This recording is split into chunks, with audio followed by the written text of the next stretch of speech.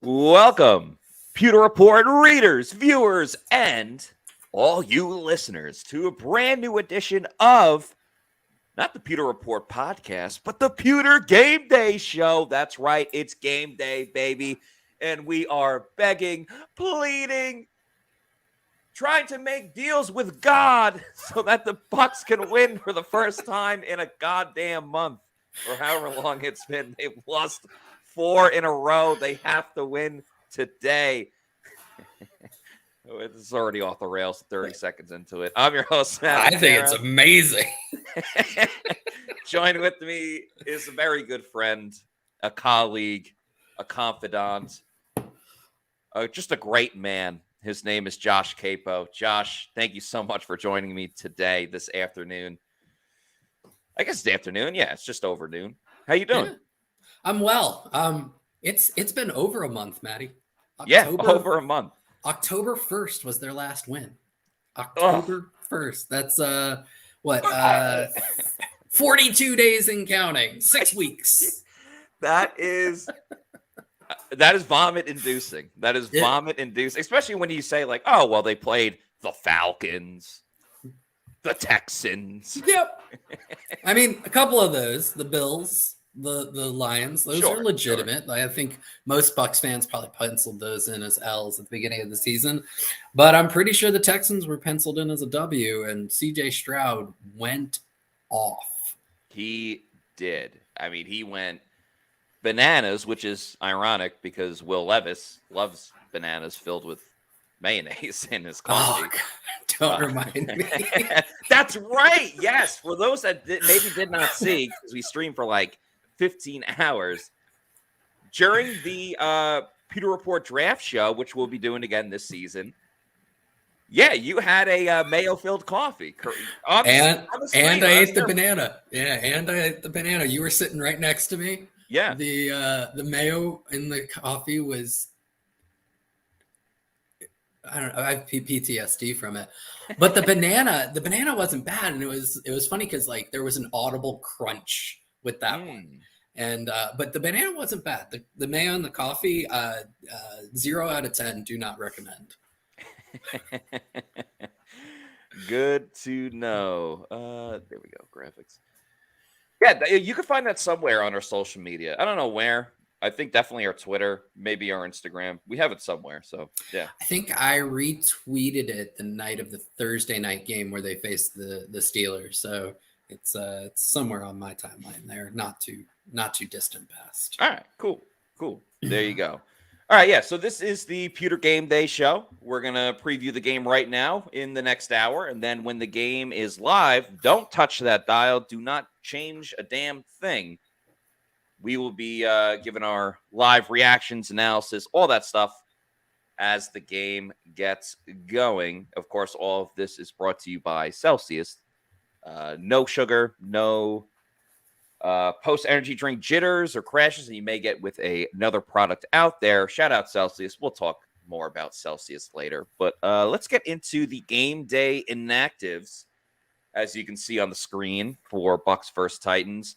John Wolford, Carlton Davis, that's a big one. Josh Hayes, David Wells, Keyshawn Vaughn, and Matt Filer. Josh, what do you want to react to first? The fact that Carlton Davis is not playing after, I mean, he had a horrendous week. He was the first one to admit it. Or the fact that Keyshawn Vaughn isn't playing. And I don't try to root for a man's downfall. I'm not rooting for Keyshawn Vaughn's downfall, but I'm rooting for the Buccaneers to play better. And I think they're better when Keyshawn Vaughn doesn't play. Yeah, let's start there. The Bucs have gotten almost no production out of their backup running backs. I mean, I'm reluctant to even say this out loud, but could you imagine this team if Rachaad White ends up like hurt and they have to bring somebody else in? Oh, right. So, Vaughn, I want to say was he was inactive the first couple games. Right, for Sean Tucker. Tucker didn't do much. Chase Edmonds went down. And then they still, decided to give reps to Keyshawn Vaughn because he's probably I think the team says he's the best pass protector out of the whole group. I'd say Rachaad White really is, but he would be the best pass protector of the backups. And it seems like despite that, last week, tripping over the ground on what could have been a touchdown run was the last straw. And they've decided to bring Tucker back up and leave Keyshawn Vaughn inactive. And I would say that's probably a good move. You can't do any worse than what he's doing. I mean, you just can't. You can't. Yeah. No, you're absolutely right. And it's funny because you were on with me for the first half last week, and we were like, oh, the turf monster, like multiple tackles, like having a better game than Devin White. And turned out the turf did have a better game than Devin White did. But the turf will not be getting that big contract. Too bad the turf can't request a trade. I guess they could like put in grass and instead. You're going down a deep dark hole here. Yes, I am.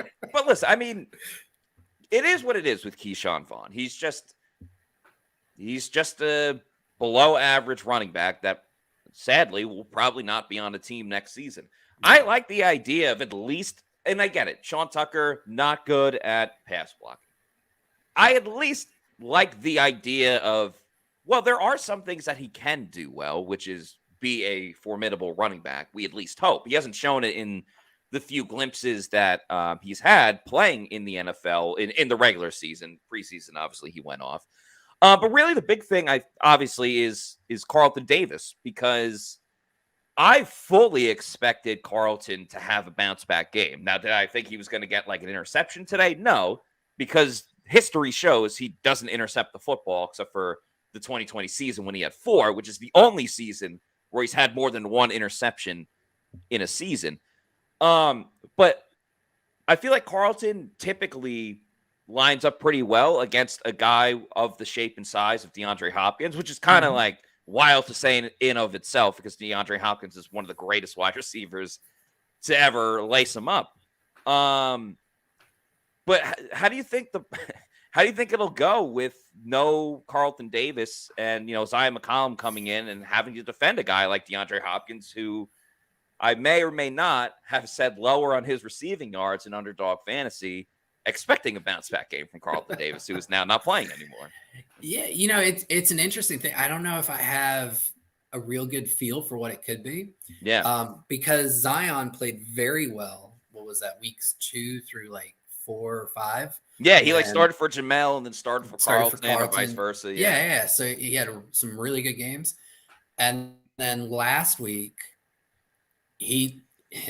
Carlton, Izzy, like anybody not named Antoine Winfield Jr. in the Bucs defensive backfield just had probably each of them, maybe individually, their worst games of their career. I think that's not even a stretch. It may not be fully 100% true, but certainly within the realm of possibility. Zion looked like the Zion from last year. He looked lost. He was getting beat every other rep. And it was a terrible game for him, just like it was for the rest of that Bucs secondary. So I don't know who you get, because his entire career is such a small sample size. Yeah. It's difficult to say this is who the real Zion is. If we look at this year, you would say definitely improved over last year when you look at the balance of his work. And you would hope this is just an aberration game. The odds that all of them had like their worst game ever in the same game, that's infinitesimal and but not 0. So maybe that's what it was.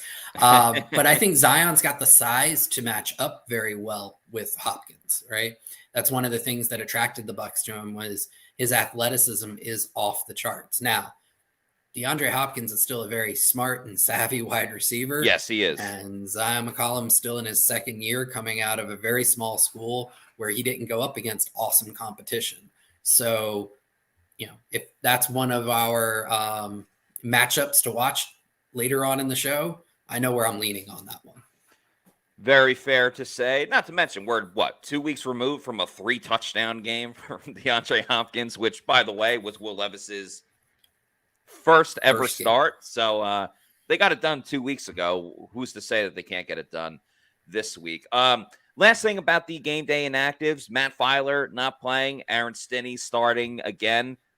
I think we're all in agreement that's a pretty good thing and probably should be the case for the rest of the season. How do you feel? I think that Stinney has earned the job.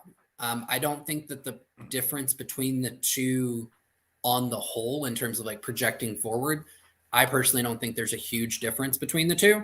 Sure. I think they're within, it's close to 6 in one hand, half dozen in the other.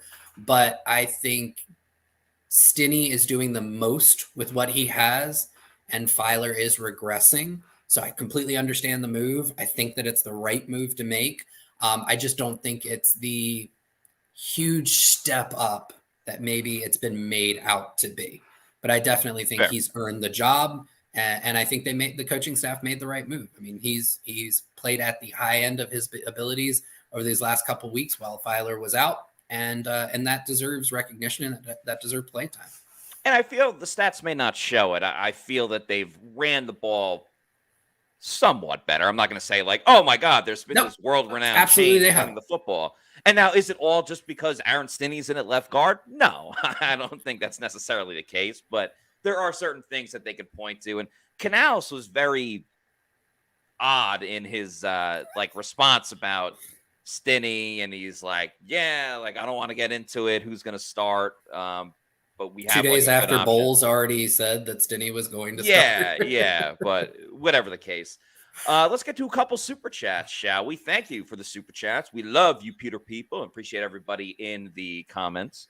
Let's start with Paul Connor. Thank you for the $5 super chat, Paulie, that says, if you picked one player from each side of the ball who has to have a big impact today for the Bucs to break this losing streak, who would it be and why? Wow, great question, Paul. I like that. Yeah. Would you like to go first or second, Josh? I will defer to you, sir. All right, cool. For me, I'll start on the defensive side. I think what the Bucs have really been lacking, and this isn't a secret to anybody, but the lack of a consistent, disruptive pass rush where maybe you don't get to the quarterback every single time, but you close that pocket a little bit. You have the feeling of pressure around you. I think the Bucs have lacked doing that a lot, especially and particularly with just sending 4 guys, the defensive line and the outside linebackers as well. And Todd Bowles commented on it too. So they feel the same way about it. Because of that, I want to say Joe Tryon-Shoyinka, but I really think more than anything, I think Shaq Barrett, who has gotten to the quarterback at times, he's had a strip sack and things of that nature recently. I'm going to put it on Shaq because he's your best pass rusher. When you're literally bleeding, having not won in, 42 days? 42 days. 42 days. Sure, you can ask Joe Tryon-Shoyinka, but you need your best player. You need your best pass rusher to step up. So I'm going to take Joe Tryon-Shoyinka on defense. Well, you said best pass rusher. So are you taking Shaq or Joe? Oh, sorry, Shaq. Yeah. Okay. All right. I got JTS on the mind for whatever reason. I'm taking Shaq Barrett. Yeah. I've seen some comments, people talking about Joe Tryon-Shoyinka. Shaq Barrett is my defensive player. Offensively, I'm going to take a guy that was very quiet last week, and sometimes I feel like he is still the heartbeat of the offense when he gets it going. Chris Godwin. It's been so up and down with Chris. I don't even necessarily blame Chris. I don't really necessarily blame anyone. It's just kind of the way that the games have gone. But, I missed the Chris Godwin from the Saints game. And granted, that was because Mike Evans was injured in the second half. But I missed the Chris Godwin where you could just feed him the ball and he makes plays. We love Mike Evans. He's the greatest offensive player in Bucs history. But when Chris Godwin gets the ball in his hands, the yak is even more important to Chris Godwin's game than just getting open. And I say that because, Mike is more, let me get open, and I'm already 20 yards down the field, and that's my big play. So I'm going to point to Chris Godwin for this one, which is crazy because, again, they scored 37 points last week. So it's really tough to knock an offensive performance like that. But anyway, those are my picks. How about you? I love your picks, and I'm going to snake it back. So I'm going to start on offense, and then I'll finish on defense. I like it. That's snake draft. Yeah. So I'm going to start on the offensive side of the ball. I'm going to pick somebody very not flashy, but I think Robert Hainsey. Okay. And I like that pick. No, I love that pick. Thank you. I think he's been, it's been a little under the radar kind of at the beginning of the season. He was absolutely kind of a highlight or a low light, I should say, of the Bucs offense. First few games, he was objectively the worst player on the Bucs offensive line. Yes. And a big reason why their run game wasn't working at that time. What I think's gone under the radar is his last 3 or 4 games. Hainsey's played like an average center, which is a high-end hope for what is ultimately your backup center, right? Because Ryan Jensen was supposed to be the starter. He's had some really good games these last few weeks, and he's got a tall test today because if there's the strength of the Titans defense is their interior pass rush, right? Jeffrey Simmons, Danico Autry. And so those guys are going to get after Hainsey, and that's going to be a tall test for him. I think if Hainsey can have a good day, I think you're going to see continued improvements from the run game. It's going to give Baker the time to find the receivers such as Godwin as well as Evans. And I think that you can continue to see positive things from the Bucs offense. So there's my offense guy. I absolutely agree 100% with your reasoning on the Bucs defense.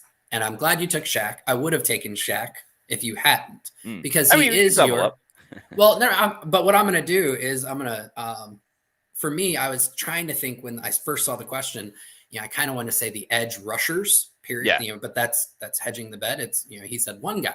So if you're taking Shaq, I'm going to take the other side. I'm going to take JTS. Right. And you made a really great point that the Bucs haven't really condensed the pocket and created a ton of, I would say, holistic pressure around around the opposing quarterbacks. And if you look at it, even last week, like they had 20 pressures, which is a solid number on CJ Stroud. But you and I were on the podcast together. It did not seem like CJ Stroud was under much duress. He wasn't rattled. He wasn't. And I've gone back and I've looked at it, and it's very strange. If you look at each of the Bucs pass rushers individually for the season, you would say they've had solid seasons. The problem with JTS and Shaq is there's no true number one now. Shaq has regressed, but he's still playing decently. JTS, I know I'm going to get the hate from the comments. He plays like a number 2, all right? He is not a number 1. Are you saying he plays like... Oh, no. Like I see what you did there.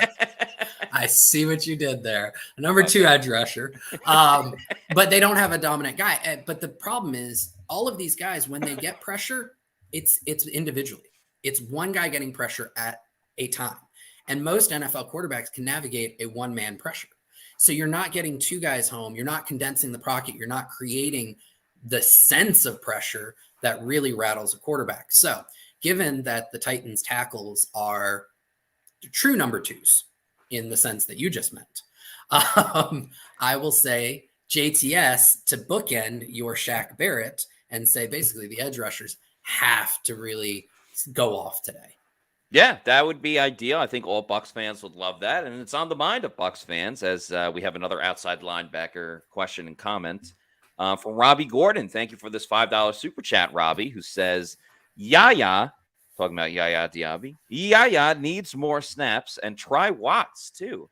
Pass rush has been terrible. Also, can we please throw the ball to 13 and 14 regularly? I'm all for Yaya getting a few more snaps. I think he's continued to ascend. I think he still needs to develop his pass rush arsenal, but the best way to do that is with regular playing time. So I have no problem seeing him in a regular rotation. And I would even say sacrificing snaps from Anthony Nelson. Yes. Right? As far as Robbie's second point, not quite. The Bucs do throw to Mike Evans and Chris Godwin regularly. If you look at their targets over the course of this year, it's right in line with other top-end duos across the NFL. I think we've all seen that there's this movement among Bucs fandom about how Mike Evans needs to have double-digit targets every week, and he's just not that type of receiver. He's not a Tyreek Hill or a Stephon Diggs or Justin Jefferson or any of these other guys where you can manufacture a ton of touches for him. It's not his skill set. If you do, you're going to see his yards per catch go down to 5 or 6, and he's not going to be a very effective receiver. When the coverage rolls his way as a true X, it's going to reduce his touches in that particular game. But what it does is it opens up opportunities for Godwin. So if that were to happen, you could see the game that you were talking about from Godwin, Matt. So it's just who he is. You got to accept what type of receiver. He is one of the best true X's in the NFL, maybe of all time, but he's not a manufactured touch guy. So with that said, though, one of the things that I think the Bucs can do to maybe improve his target share by 1 to 2 a game is maybe a less 3x1s where he's the solo guy on the backside to the boundary, and do a few more 2x2 sets where you put him and Godwin together. And that really is going to put some strain on the opposing defense, because I think that can open up some things to that side of the field. So for that, I think you can grab a couple more touches for him.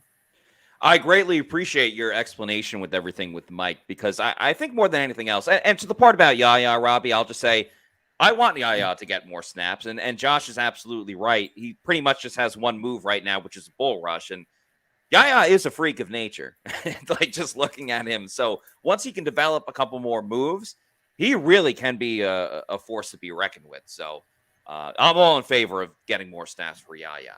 For Mike, what I think is frustrating is, if you're a guy or a girl at a bar and you're watching the Bucs game, it feels as if Mike hasn't totally had an impact in a lot of the recent games. Take the Texans game, for example. And yes, they scored 1,000 points. I guess it doesn't really matter in this one. But it felt like outside of the deep shot from Baker to Mike gets tackled at the 1. It feels like outside of that, Mike didn't really have an imprint on the game. And I feel like that's been the case for the past couple of weeks. So I think it just comes across as really frustrating, because I get what you're saying. Like, the Dolphins manufacture touches for Tyreek Hill, and no one's going to confuse Tyreek Hill for Mike Evans. But why is it that week in and week out, all of these other players, Stephon Diggs included, they still get the football? I'm not saying you have to throw a screen to Mike and say, all right, Mike, break a couple of tackles and use your yak skills to get down the field. But if Mike Evans is your best offensive player, arguably, shouldn't he at least be looked at a little bit more? Maybe not getting manufactured touches, but if he's your best player, isn't there something a little bit better than just, the coverage is this, so we can't throw it to Mike? You get what I'm saying? I do. And I think a couple things to that. So again, taking a look at like his target share among receivers with 8 or less games, he's 13th in the NFL in targets. He likes that number. Okay. So he's still getting a really solid amount of what it comes down to is, again, based on the coverages, you're going to see some games where he gets 10 or 11 because the defense allows for that. Yeah. You're going to see some games where he gets 4 or 5 because there are times we talk about it the other direction, right? What do the Bucs have to do on defense to stop this offense? And when you go up against a Minnesota Vikings, you have to game plan to stop Justin Jefferson, right? Other defenses are doing that for Mike Evans. Now, the difference between Jefferson and Evans is, even despite that, the Vikings can then say, well, we can manufacture some touches, okay, which you don't quite, you can't quite do for Mike Evans, right? So I think that's a lot of it. Now, to your point, if you were to say, even if the defense tries to manufacture or to take Evans out, what are some things that we can do to maybe get him some better looks? That's where I think those 2x2 looks can help out. Where, okay, if they want to bracket the safety over, it's him and Chris. There are some ways where Chris can draw the coverage a little bit more and get Mike a few more of those one-on-ones. So how many extra targets a game? 1 to 3 on the high end. So there are some small opportunities, but just in general, that's who he is. He's an amazing X, and there are going to be times. And that's the thing. If you look at Mike Evans's career yards per catch, it's one of the highest in the NFL with his amount of service or targets. And that's because when you do get those looks with him as a traditional X, those end up being those big gainers, right? So that's where his yardage totals can really be high, and why he's a 1,000 yard guy every year of his career. So it's not about volume, it's about the quality of the touches that he gets. So that's my take on it. I know a lot of people really are not a fan of it, but in general, like I said, he's 8 games or less. He's 13th in the NFL in targets, which is pretty good for a guy who doesn't get and doesn't have the skill set for manufactured touches. It's there. He's getting the targets. Yeah. So. No, I appreciate the explanation. I think it's very helpful to a lot of people that have been asking these questions. We got another question from Ron, which how has been brought up before, and I just want to talk about it because I think it's an interesting subject. If my computer will cooperate with me, I don't know why it's not coming up on the screen. There it is. Anyway, okay, cool. Technology. Ron Tab says, what about moving White to the edge on passing downs and bring in Sebastian Dennis? White is a liability in coverage, but is an acceptable pass rusher. Shake it up a bit, ... Play to their strengths. I feel like Devin on the edge just would not work from the mere fact. Like, imagine in practice, Devin White rushing off the edge against Tristan Wirfs. I feel like any big tackle that is quick enough will just swallow Devin up. And, like, as soon as he engages with the offensive tackle, you're kind of done. Devin's good because he's fast, and blitzes, there is the element of surprise or the element of, if you're blitzing the A-gap, the center also has to think about the defensive tackle, and, you got so many different things moving on at once, and Devin's speed ultimately wins the day. If you know it's coming, if he lines up on the edge and says, I'm coming after you, I don't think that would work at all, but that's just my opinion. I 1000% agree with you. I'll ask for anybody who thinks that Devin should be on the edge, go and look at every one of his sacks in his career and then see how many of those did he win with a pass rush move. Yeah. It's maybe 2, and I might be generous there. Okay. Where Devin, you described it perfectly. Devin wins with his speed and with a lot of it just being kind of unexpected. Okay. If you were to line him up as a pass rusher, he doesn't have very long arms and he's not very big or strong. Okay. So you've completely eliminated his ability to be a bull rusher or any type of inside counter. He doesn't have any of that, or at least he has not shown it. Okay. So now all you're going to ask him to do is try and win the edge. I haven't seen a ton of bend from him. So it would just be trying to run faster than the left tackle or the offensive tackle can get set. And most of those guys can get set pretty quick. Okay. So I don't think that would be a very good use of his talents. Now, what I think could be a much better use of his talents, but it would require an entire scheme change. And you're not going to do that week 10 or 11 of the NFL, whatever we're in right now. Is I think Devin White would be best suited in a, shout out to your New York Jets, Robert Saleh type defense, where Saleh sends, 5 quite a bit. It's just kind of a part of his scheme. Yeah. And you see it in Houston a lot too. Like they do a ton of sims. And if you could bake that into the defense where it's just expected that he's going to come, but he's going to look for where's the stunt, where's the twist, where is the seam that he can just use his speed to leverage through. I think that could be a really great use of his skill set. But moving him to edge, you're going to see pressures fall off from the edge, not get better. Devin has a lot to worry about. I don't think edge rusher needs to be added to that list at all. But what you should be adding to your list, like say you're going grocery shopping or something, is putting Celsius energy drinks on that list. Of course, Celsius is the presenting sponsor of the Pewter Report podcast and the Pewter GameDay Show. There's so many awesome different flavors, from the peach vibe to the sparkling orange, the sparkling watermelon.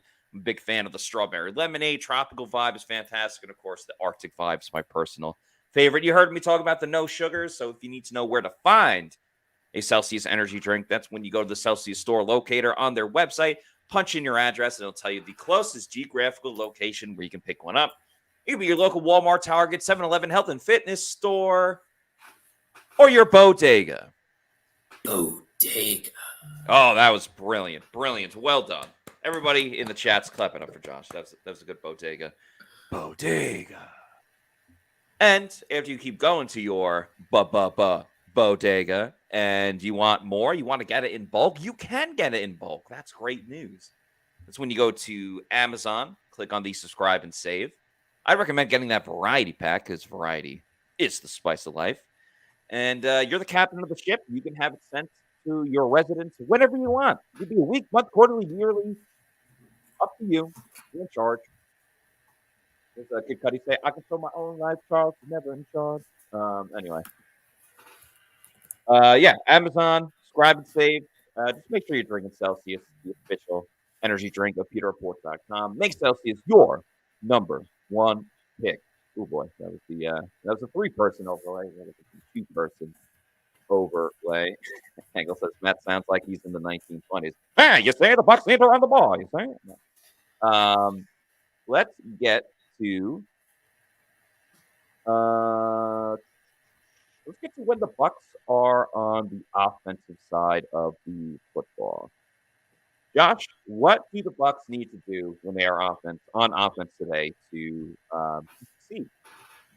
Yeah, so I think one of the ones that I'm going to throw out there that maybe isn't being talked about as much, but I profiled it in an article that came out yesterday, was I think they have to be more aggressive on offense. And what I mean by that is Mike Vrabel, he has this persona, the Titans head coach, he has this persona as like a old school defensive minded, run, pass head coach who adheres to a lot of the old school maxims about football. But he's actually one of the most forward thinking when it comes to in-game decision making. I want to say he goes for it when he should at the 6th highest rate in the NFL, 70% of the time. So what the Bucs have to do on offense is they're going to have to match that aggressiveness. So in opportunities where you're on the plus side of the field, you're facing a 4th and 1, we need to see them go for it. I don't think they have the margin of error to give away opportunities to score touchdowns. And that means in specific situations where there's 4 down, where it could be 4 down territory, Todd Bowles needs to make it 4 down territory. The other thing that I thought I would bring up, because it's going to be maybe quite a surprise for those who have followed me, is I think the Bucs need to run the ball on 1st down. Really? Wow. Yeah. So the Titans allow an EPA per rush of 0.08 when they're in their 3-3-5 defensive front. So if the Bucs go 11 personnel on 1st down, they can actually they have the opportunity to generate positive EPA and stay ahead of the sticks. And this would be one where the specific game plan, I think, allows them to be a little bit more aggressive with running on 1st down. So, and for those of you who, have heard me yell and scream that you shouldn't run on 1st down, I'll put it out there. I think for this particular matchup, I think there's an opportunity. I do think that they would need to do it out of 11 personnel, because I think getting the Titans into their nickel package is where you can have that success. But philosophically, from a defensive standpoint, the Titans want to win on defense with 6 men in the box. Like, that is who they are from a strategic standpoint and just at their essence. So with 6 men in the box, you have an opportunity to run. Go ahead, take it. See if you can generate, 5-6 yard carries on 1st down and put yourself in some opportunities to then take some big shots on 2nd and medium to short. How do I sound now? Is my mic better? Oh, muy bueno. Okay, perfect. So apologies for the audio issues. So to build on top of what you said about running the ball on 1st down, I mean, Canals is going to want to run the ball no matter what. Really, all I was going to say, and I mentioned it in the Pewter preview. Yeah, thank you, Cali Bucks for the feedback, and Angle as well. I just want Rachaad White involved in however way. It could be in the run game, it could be in the passing game, because I think Rachaad White has really cut out a niche, whatever it's called, as the 3rd option for Mike and Chris, after Mike and Chris. And, again, like last week when Chris doesn't have a good game or anything like that, you need your other guys to step up. And who do I trust more to step up on a weekly basis between Rachaad White and Cade Otton?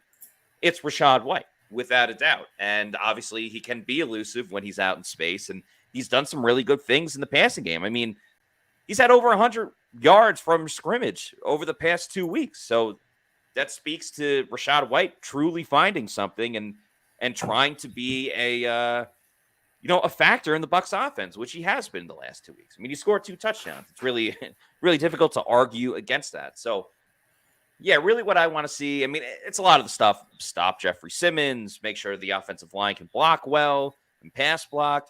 But if there's anyone like I'm really pointing to in this game, I think Rashad White can be a big time benefactor in this one. But we are less than 20 minutes to game time, so I will keep it moving. When the Bucs are on the defensive side of the ball, you see Devin White get a live 45 on there.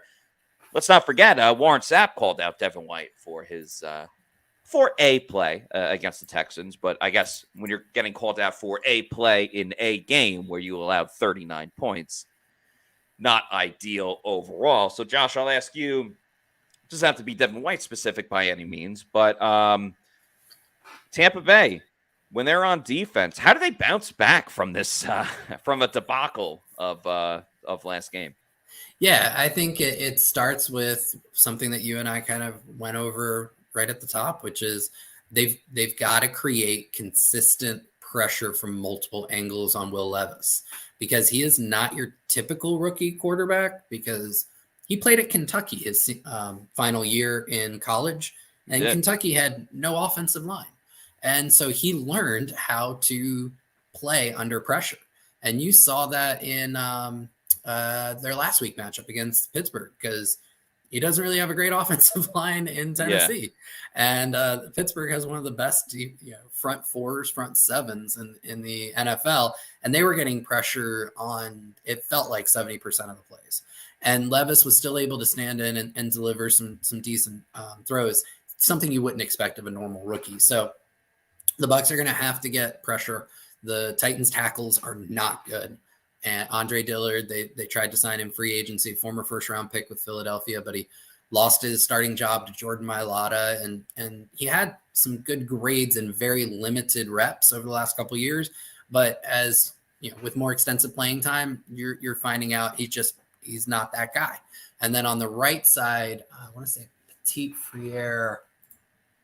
I didn't get a chance to look at the inactives, but I know he started last week, but he was hurt, and I'm not sure if. I think it's Tyler Hubbard, who's their normal right tackle, is back yet. Yeah. I think they ended up putting Dylan Redunce in last week. So, there's some opportunity to win against the right tackle. So I think that's where it's got to start. That's where a lot of the Bucs defensive success should come from. Yeah, I don't want to try to beat a dead horse, but yeah, a pass rush obviously needs to get home. Should I start Will Levis today? I'm thinking about starting him in. I know a lot of people who are.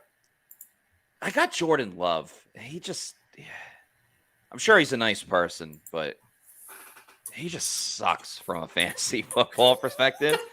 And I kind of got screwed over. I had Aaron Rodgers. We all know what happened there. And I had Daniel Jones as well. And he's out for I need to get a kick too. Damn it. I didn't even get a chance to check mine. Yeah, I literally just checked right now.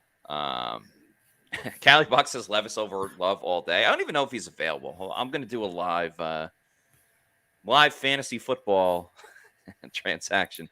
But yeah, I have Levis over Love in my league right now. All right, I'm starting him over Love. So solidarity. There you go. All right, I'm going to see if I can get Will Levis. I might be able to. Let's see.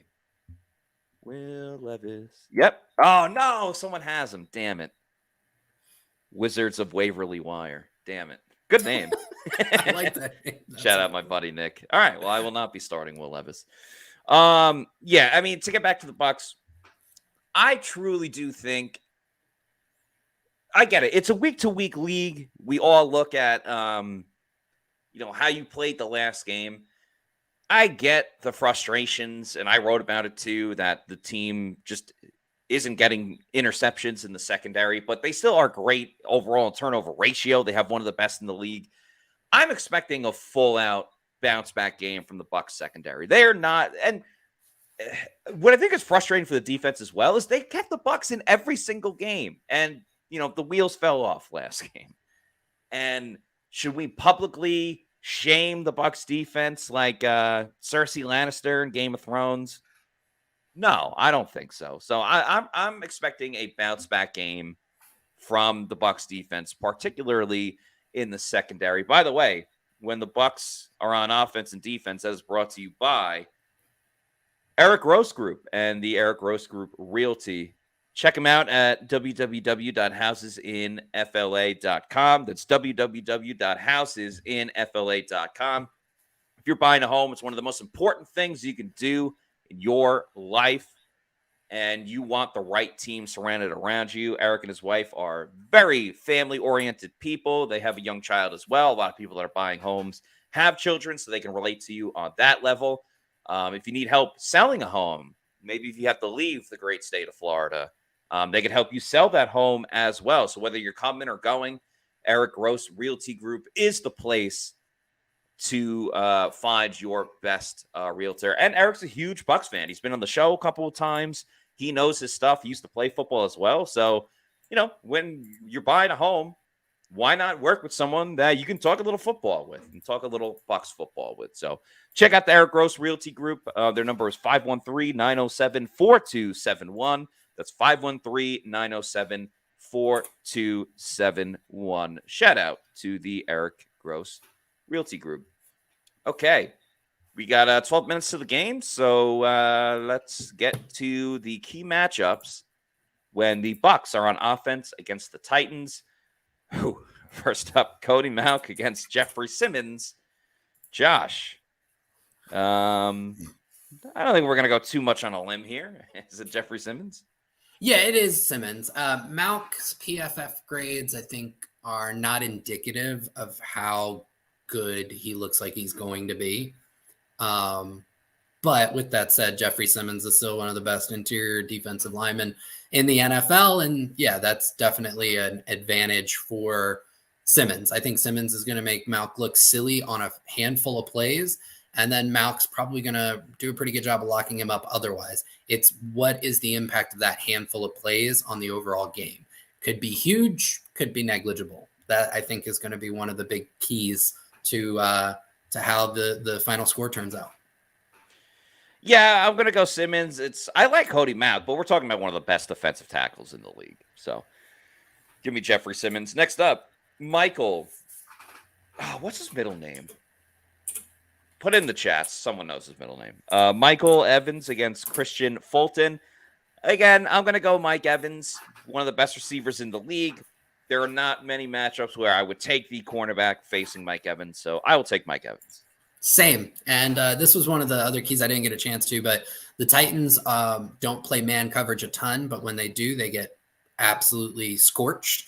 And so those are the ones where you should look out for if Fulton or Sean Murphy-Bunting, former Buck, end up trying to press up against Evans in a single high look. That's where Baker's going to try and take advantage, and you could see a deep shot to him. So I like Mike Evans for that matchup as well. Deep shot Mikey. Just coming up with nicknames left and right. All right, Mike's middle name is Lynn. There we go. All right, Aaron Stinney against Danico Autry. Josh? Give me Autry. Autry's a very good interior defender as well. Aaron Stinney has played well over these last few games. For what he is, an undrafted free agent, fairly average overall. I still think Autry wins that matchup. And very much like Mauch, you're going to see a few times where Stinney just gets absolutely owned. And it's what's the impact that, those specific reps end up having on the game.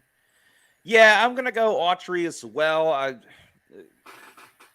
I feel like sometimes when we do these matchups, it's like if you pick the one guy, you're kind of crapping on what the other player does. And again, that's not the case with Aaron Stinney. Right. I think he's a very solid backup, now starting guard. It's just you're picking one over the other. If it was, a fourth string D tackle, I'm taking Aaron Stinney in this matchup. But I'll take Autry in this one. Rashad White against Azeez Al-Shaair. Dave Canales spoke very glowingly of Shaair, and I spoke very glowingly about Rashad White. So I'm going to go with the push in this one. I think White continues to build on what he's been able to do over the past couple of weeks, but Al-Shaair is a very good running linebacker in his own right. So I'm going to take a push.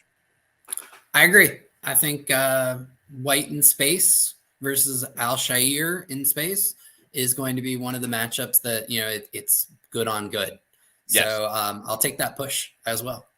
Of Of course, these matchups are brought to you by Underdog Fantasy. Use the promo code Pewter, that's PEWTER. Get a first deposit bonus with Underdog Fantasy. Last up on the Bucs offense against the Titans defense, Cade Otton against Amani Hooker. I'm taking Amani Hooker in this one. I just think with Cade Otton, last week was fantastic. Will he be able to do it again? I am betting no. So because of that, I'm taking Amani Hooker. Yeah, I'll take, you know what? I put Otton on blast before last week. You did. He had a really good week receiving. So you know what? I'm gonna take a flyer on the small sample size and go push. All right. I respect it. Let's move over to the defense. Vita Vea versus Aaron Brewer. Once again, not many matchups I'm taking against Vita Vea. So give me the big man, number 5-0 in the middle. Yeah, it'll be interesting to watch because Aaron Brewer is a solid NFL center, but he's very undersized. I want to say he's listed at 290, and he may play smaller than that. And Vita Vea, I think, is listed at 350, and he may play bigger than that. So give me mass and give me Vea. Give me mass. Give me Vea. I like that. It's like, bring me you're tired, you're poor, you're hungry. Moving on. Antoine Winfield Jr. against Will Levis. This is an all-pro safety against a rookie quarterback in his third game. As good as Will Levis has played, I'm taking Antoine Winfield Jr. Samesies. There's no deep analysis for that. I think you nailed it with the high level there.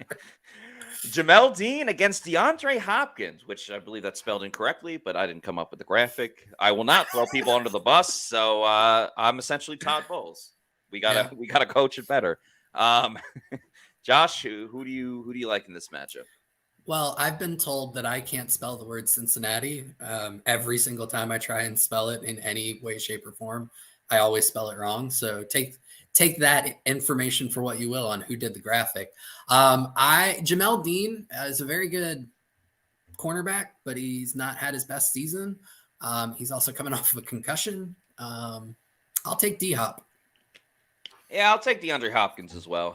Hasn't been a great run for Jamel Dean. I think Carlton is better against Hopkins. I'll take Jamel Dean.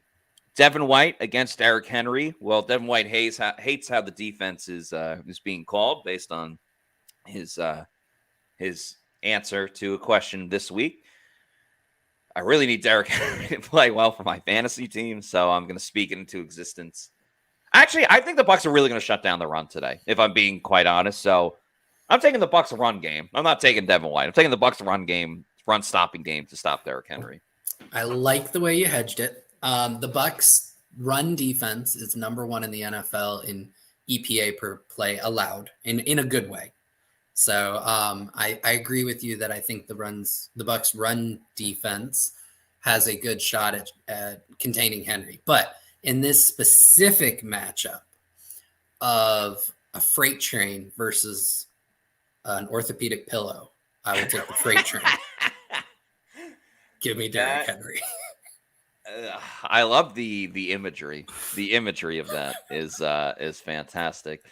Last but certainly not least, well, maybe the Bucs fans might feel different. Outside linebacker Joe Tryon-Shoyinka versus left tackle Andre Dillard. Josh, who are you taking this one? You're choosing JTS. JTS. Yep. So again, JTS is everything about him is he's a solid second edge, and Andre Dillard is a very bad left tackle. Yeah. I will take that matchup all day long. I'm going to go push because JTS has to prove it, man. Show me something. Show me something. By the way, we're about to show you the spread in this game is Bucs minus 2.5. That actually moved a lot because I got it at Bucs minus 1. Of course, if you want to bet on this game, go to mybookie.ag. Use the promo code Pewter, PEWTER.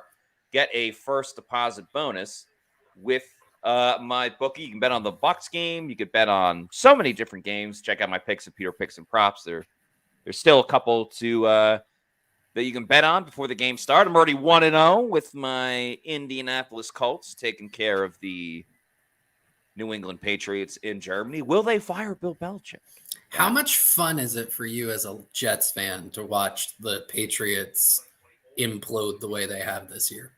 It's thrilling, but at the same time, like just seeing the Jets just waste defensive masterclasses after defensive masterclasses because their offense has scored 8 touchdowns in 8 games.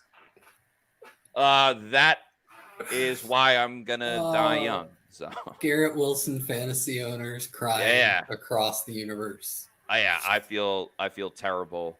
I feel terrible for Garrett Wilson fantasy owners. By the way, these were our predictions for the game. Most of us took the Bucs, Scott but and Bailey did not. Josh, real quick, why don't you just give a reasoning why you think the Bucs are going to win today? Yeah, the offenses of these two teams, in terms of their overall production, are almost identical in terms of EPA per play. They get there much differently. The Bucs, their passing game is their strength. This is a surprise to any of our viewers. Whereas the Titans, it's running game, but their EPA per play is almost identical. Then you look at defense. The Bucs defense is better than the Titans defense, specifically in the run game. So strength on strength, maybe negate each other, where the Titans have an okay run game, but not a great run game. And the Titans pass defense isn't as good as the Bucs pass offense. So that's kind of where I came to my conclusion there. All right, fair enough. If you guys want to put your your predictions in the chat, feel free to go ahead. Wesley Sullivan has the Bucs losing 35-7. Yikes! Wow. Yeah, that would be pretty bad. The defensive output has him absolutely down on them from last week, but the offensive output he did not believe in at all. Yeah, it's an interesting way to think. By the way, guys, don't, I said it before, but I'll say it again. Don't touch that dial. We will have the Pewter GameDay Show. I mean, we're already on it right now. This is more of the pregame show, but the Game Day Show will be starting in just a moment as we give our live reactions, analysis, and everything else and in between for Bucs versus Titans. Always a fun time, whether or not the Bucs play well or play terribly. Either way, it's great to interact with everybody in the comments, chats, super chats. Obviously get to cut the line. We can all celebrate together, or we can all commiserate together. That is a fantastic thing. Josh, do you have time to join us, or you got to get going?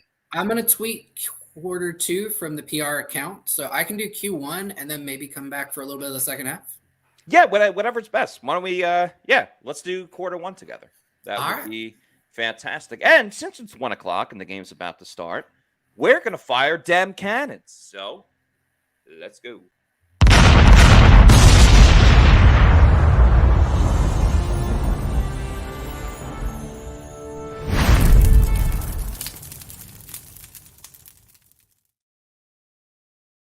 Welcome, Pewter Report readers, viewers, and listeners to a brand new edition of the Pewter GameDay Show. I'm your host, Matt Matera. Joining with me is Josh Capo. You guys have all been watching. I'm not going to act like, oh, hey, we're just signing on, that type of thing, because you guys are smart audiences, and I'm not gonna fool the people.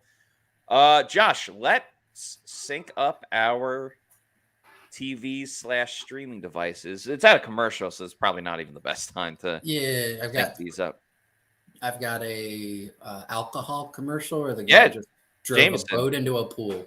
Yeah, I wasn't sure if I'm allowed to say the name of the brand or whatnot. So, but yeah, go for it. What I will start off, since we're at a commercial break, are you following the Taylor Swift, Travis Kelce watch and all this stuff? So did you see Arif Hassan's tweet? He quote tweeted some Taylor Swift fan who was at her concert last night.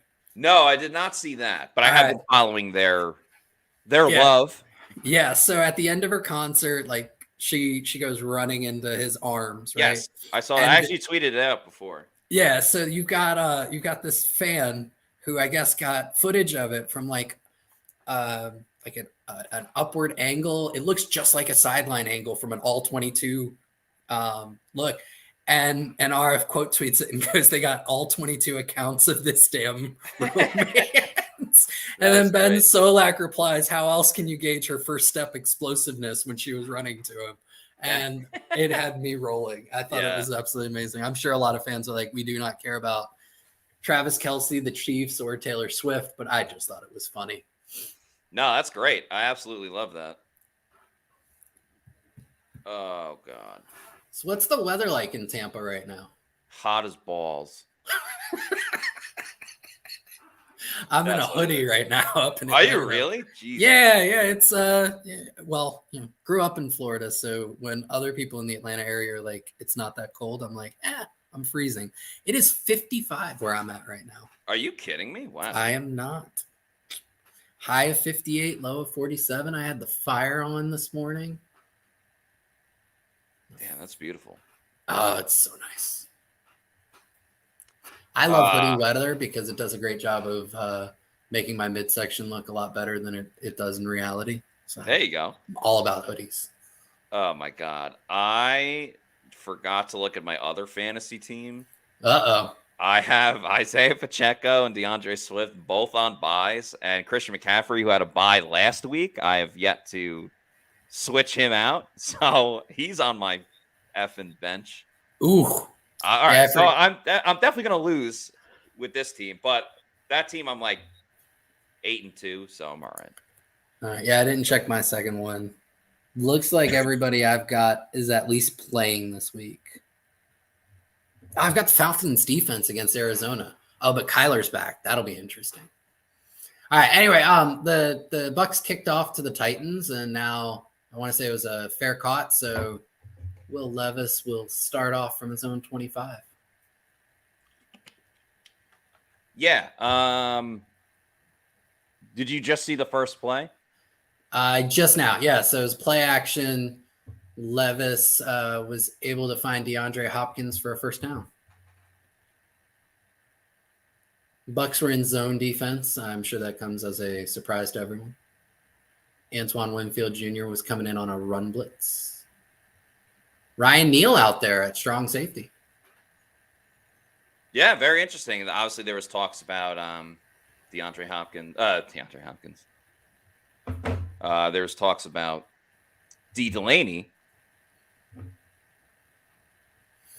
So I just had Tajay Spears with, what was that, about a 12-yard run? Okay, took a direct snap. Yeah. Now you're a little ahead of me, but that's fine. I'd rather you be ahead than me be ahead. Yeah, but then you get me going, Yeah. Because I don't know how not to. Sorry, I'm figuring out my fantasy team. No worries. I got this. I got the play-by-play. I appreciate it because the commissioner of this league, he's like, oh, I can go in and change it for you. So there you go.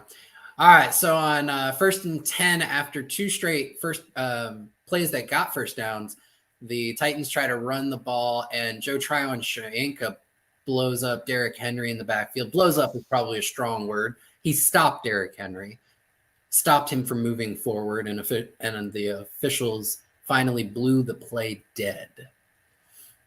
So an area where I think most of the Bucs edge rushers, Joe Tryon-Shoyinka included, don't get enough credit is their run defense.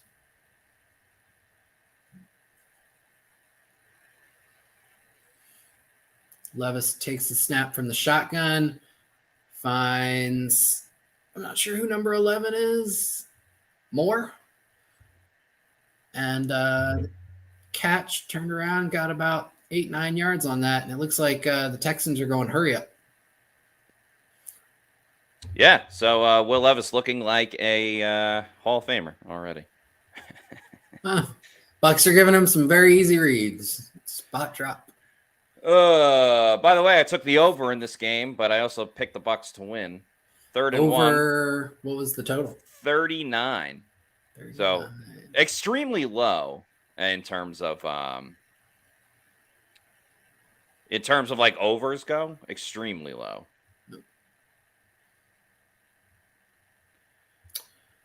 So Titans were able to pick up the first down with a run by Derrick Henry, and now they'll be 1st and 10 from the Bucs 34 as they've marched down the field pretty damn quick.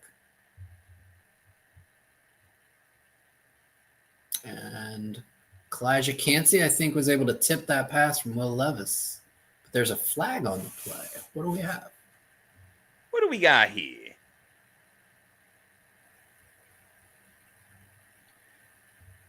Wow, interesting. I obviously have this on TV. So, like, you know, when you're going through the TV guide and it has, like, the descriptions and everything? Offsides. Yep. Who's it on? Joe Tryon Shrienka. Oh, boy. Anyway, what I was going to say, so, like, the little description, it says, the Titans, 3-5, visit the Buccaneers, 3-5. Tennessee quarterback Sean Murphy-Bunting played. My remote needs new battery. Anyway, I just thought it was interesting that they were bringing up Sean Murphy-Bunting first before anyone else. Yeah. Hey, a missed tackle. Zion. A foist down. God, man, this. Topples may legitimately get fired after this game. If the defense puts up another stinker.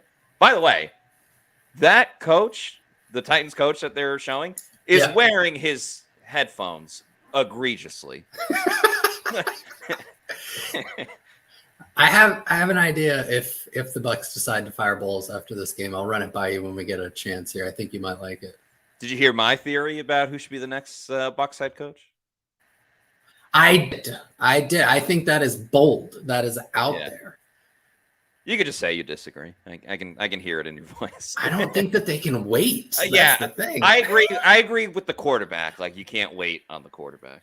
And there are so many good quarterbacks coming out of this year's draft. I mean, what was it? Daniels and LSU. Yeah. Penix. I mean, these are the guys who aren't even going to go 1-2. Exactly. Yeah. 2nd and 9 for TB. Well, for the Titans, I guess. Oh, wow. I'll give you one guess who blew that coverage. Does he? Is he the guy that landed on the tight end after? Yeah. Some have described him as an orthopedic pillow. I'm not laughing at that point. I'm laughing at your comedic timing. Hey, at least his wristbands look cool. Yeah, there you go. Look good, feel good. Not play good. All right, pitch to the outside. Derrick Henry, get in the end zone, Derrick Henry. Nope, Levante David's there to save the day. As always, as he forever will. For those watching, let's just recap. Matt said in the middle of a play that he really wanted the opposing running back to get in the end zone. Listen, I'm putting his fantasy team above your viewership. Yeah, sorry, Bucs fans. You guys already want a new coach anyway. I just want a touchdown. It doesn't mean I don't want the Bucs to win. Look, Devin White, hustle play, forcing incompletion. I think you're a little ahead of me now. That was a very good play by yeah, White. I fast forwarded a little bit. I'm gonna pause it. 1 Mississippi, 2 Mississippi, 3 Mississippi. Right. I'm on the replay right now. Okay, now you're ahead of me. That's fine. I'm not gonna change it.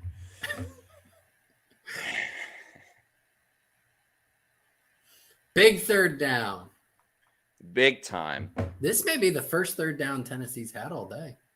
They've been getting first or second down. Yeah. Well, they had the 1 3rd and 1, but Derrick Henry got that. But yes, you are correct. They have not had too much of a stressful drive. That was a false Vita Vea. That was a false start. Whatever. Hey, Vita Vea with the sack. The team leader. the walking off the field with his helmet just halfway on his head. Yeah, that's incredible. That's big timing. That was awesome. I very much like the way they set the defense there with JTS on the inside and letting Vea just run complete power over Andre Dillard. Is Vita Vea the Bucs' best outside linebacker? Will Golston almost had himself a blocked field goal there too. I'm gonna tweet So, that. all right, here's my thought if the Bucs do decide that they need to fire Todd Bowles after this game. Now, you hear all the time about like when teams are on road games and they get embarrassed and the head coach gets fired and they talk about like left on the tarmac. Yes. Ray J is like 3 minutes away from TPA. Very close, yeah. So the Glazers just take the top. Hey, can you meet us over at the Delta Sky Club? We need to talk. Yeah. And on a home game, he becomes the first head coach to ever get left on the tarmac after a home game. I love this comment from Angle. Says Vita's probably the best running back on the team too. You're not wrong. He's chased down some running backs in space. He has. Tanner James Gauff says Viva la Vida. I love that. That's I good. love that. Viva la Vida. I'm gonna start saying that, but credit to you, Tanner, for coming up with it. Hey, Brock Purdy apparently has a touchdown already in the San Francisco Jacksonville game, and I happen to be facing him and Derrick Henry in fantasy. Yeah, I believe. Who scored it? I think it was Debo. No, I don't know if Debo's still playing. I think Debo's playing. They were targeting after the bye. It was him or the other dude from Arizona State. What's his name? Ayuk. Yes. Al Bundy says it was not. Not Debo. So this is super interesting. My screen has inverted and is now upside down. What? Yeah. Kind of weird. Let's see if I can. All right, I got it fixed. Apparently, I just had to unmaximize the window.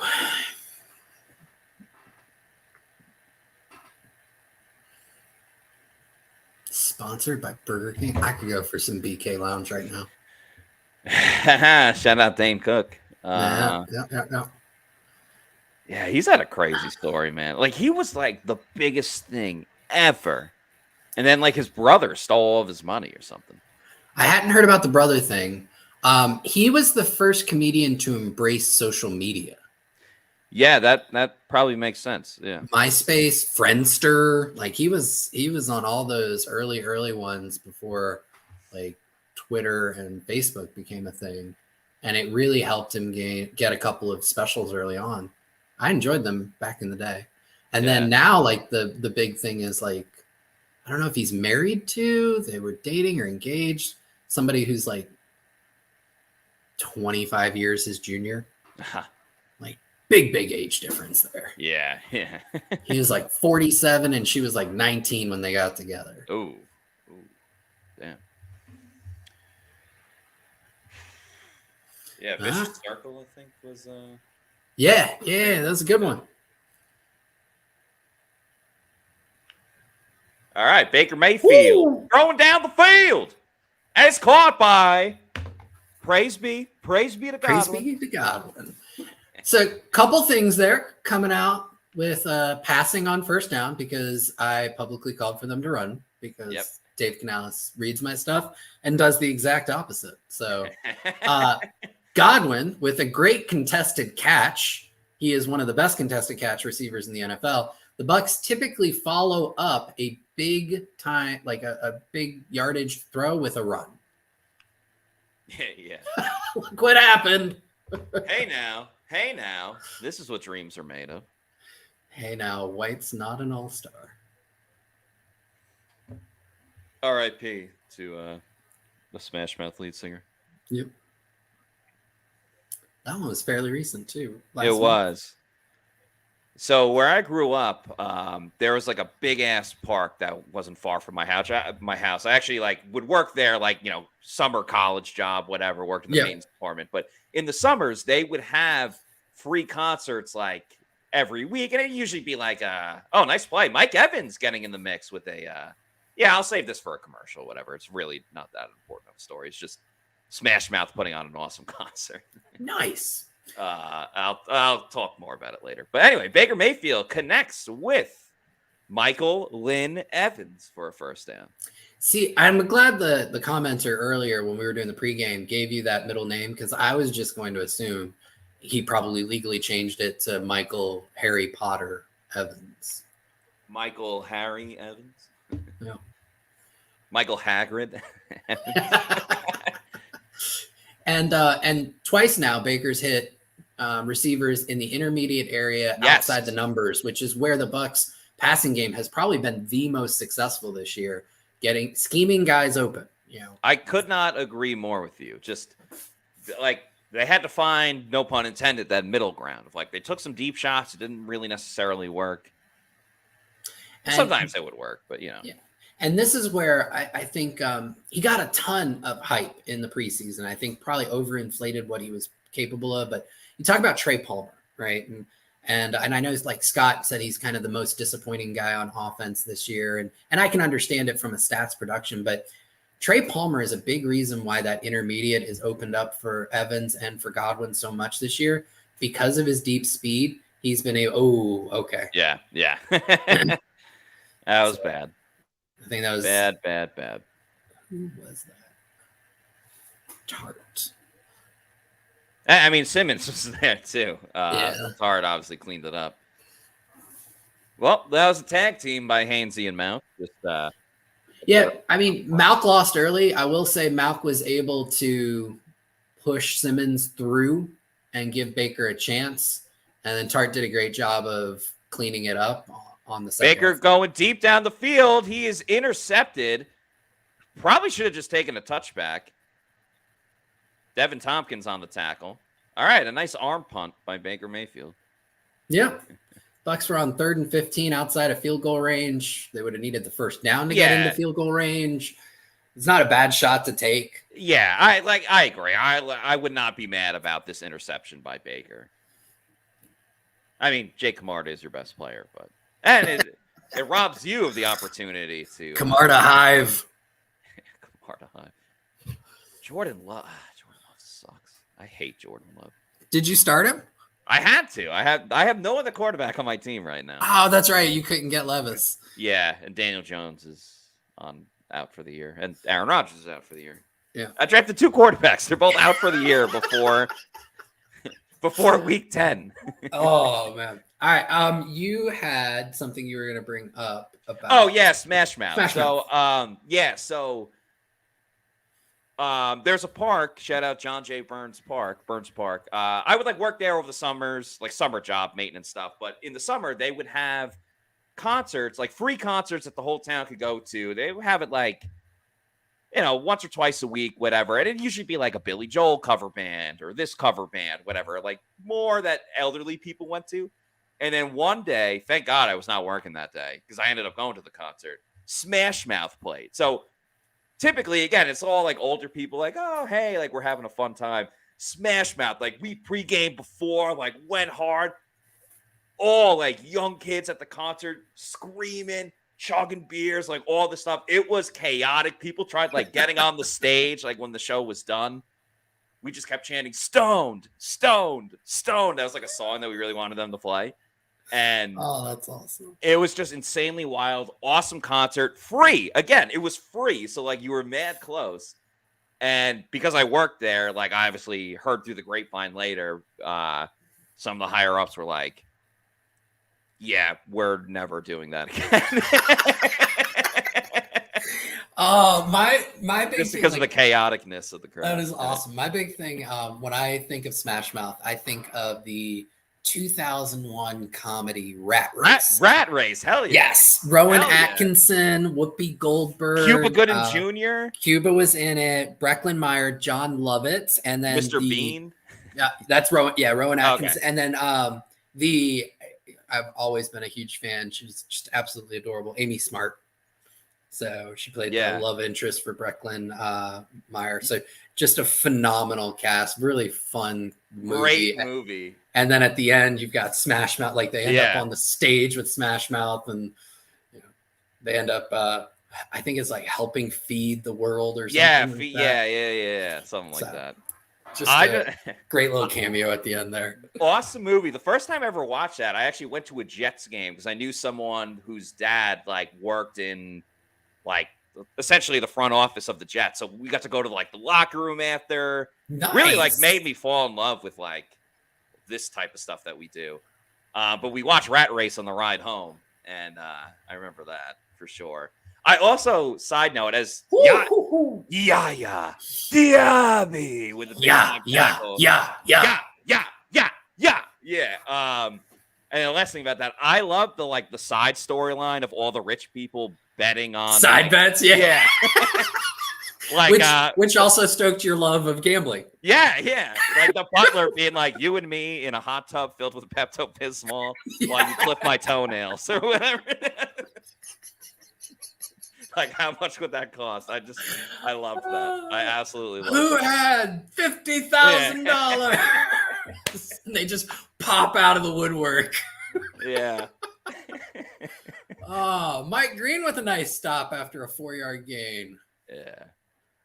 Oh, come on, Jordan Love. Come on, Jordan Love. Looking for the end zone, Jordan Love. What is love? Baby, don't hurt me. He didn't hurt me there. Touchdown. Oh, he didn't because he's on my bench. I have Levis. Sorry. Bucs fans will tell me that's what I get for starting somebody against the Bucs. Yeah. Looks like the Bucs are going to be in man coverage for this 3rd and 8. Zion following the slot receiver. Devin White on the blitz. Nothing from Devin White. A first down for Tennessee because Devin White, who people want to be an edge rusher, couldn't get home on the blitz. Yep. Yeah, Devin White would be. I was about to cuss. Devin White would be terrible as an edge rusher. Diaby almost got in on the loop there. Yeah, so close. Jesus, the Ravens are just annihilating people. They're already up 14-0 against the Browns in the first quarter. The Browns have like a historically good defense too. That's incredible. That's also Lamar true. Jackson for MVP. Honestly, dude, yeah.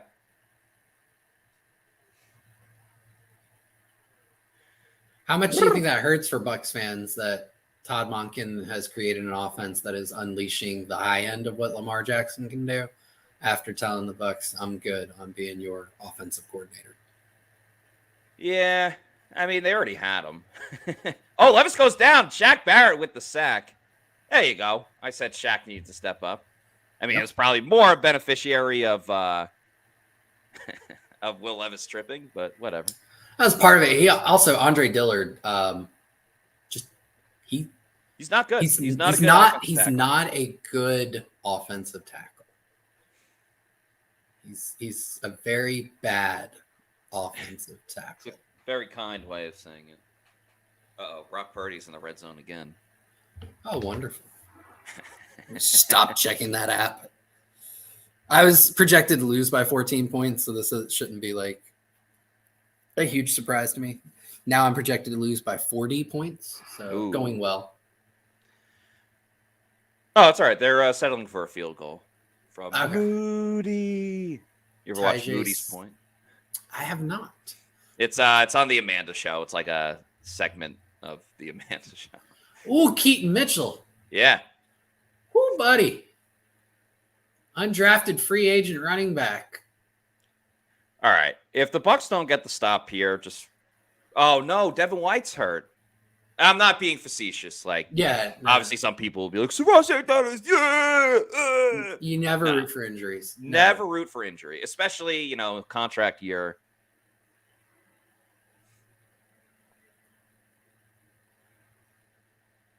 Damn. I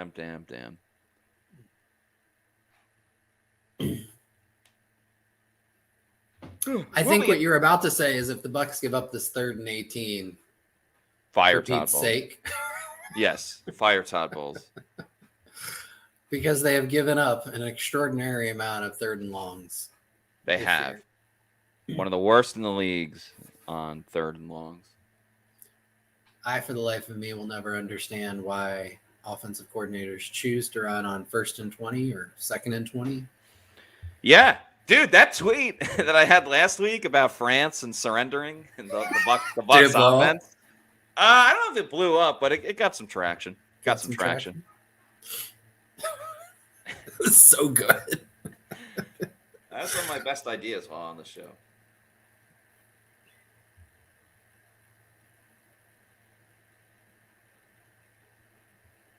Demon Murphy says, love how you guys look and sound like us fans watching on game days. We just call it like we see it, you know? Yeah, I'll kind of pull back the curtain. The frustrating thing about it is trying to do like most impressive, most disappointing right after the game. Because just like you, like we're seeing the exact same feed that the fans do, right? Yes. Which doesn't show you everything. And so you have to make some educated guesses. And I'll fully admit it. Like I'm wrong. I think I think in the preseason, I was in charge of most disappointing. I put Luke Gedeke on there. And then I did an article, like literally, I think I titled it, I Was Wrong. Like, I went back and looked at the all 22. I was like, dude had a really good game. So yeah, when we're watching live, like, same as you guys, like we see the same things. We react the same way. Like, I don't know what else to say. It's just, it's fun to watch live. Like that's watching afterwards, the all 22 and everything. It's fun to really try to understand the game better, but watching live, like the emotion involved is the most fun part. I think that's the most fun part of football and period. Yeah, I am in full agreement. And it's tougher to do like because most impressive, yes, you see the game the same way as all the fans, but like, if Mike Evans has 7 catches for 115 yards and 2 touchdowns, it's like that's fairly easy to put him on most impressive without having to give a ton of like inside analysis on something like that. So, yeah, I totally hear you. Bucs did not put Servassier Dennison for Devin White. I believe that was KJ Britt. Yeah. So the Dennis Hive will have to wait yet again. By the way, KJ Britt was freaking hilarious in the locker room. He was arguing with someone. I want to say maybe Yaya Diaby, because they're arguing over Auburn where KJ Britt played. And KJ Britt was kind of dissing the ACC. He's like, y'all beat Wake Forest. Wake Forest had 7 wins. Y'all beat Wake Forest in the ACC championship. Like, it's not that hard. And I was laughing. So I want to say it was Yaya, because Yaya obviously played at Louisville, and which is in the ACC, and they'll probably be playing Florida State in the ACC championship game this year. But it's just like, you played a 7-win team, Wake Forest. It's like, we didn't have that at Auburn. No, but they did have Vanderbilt. Yeah. Which is, automatic W. Another underrated storyline, I've got to be better about this. You have potentially 2 all-pro punters going up against each other. Yeah. Today, because the Bucs obviously have the incomparable Jake Camarda. Of course. And I used incomparable because somebody who's very comparable is Ryan Stonehouse of the Tennessee Titans. Yeah. Completely just unraveled by own adjective. What the hell do the Bucs do? Zion McCollum, I don't think got off the field in time, so they had 12 men on the field. Oh, my God. They were trying to yell at somebody to get off, him and the other gunner, and Zion said, okay, I'll just jump off, and wasn't able to. 5-yard penalty. That, honestly... I think assessed after the punt, though, so It's Bucs ball. Could you imagine if it was first down Tennessee? Like the Bucs allow a huge play on 3rd and 18 that makes it 4th and 4, so they still got a punt, but then Zion goes off. So then they have too many men. Oh man.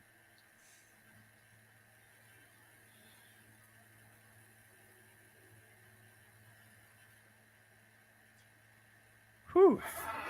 Angle says Keith Armstrong coordination and its ineptitude is something to behold.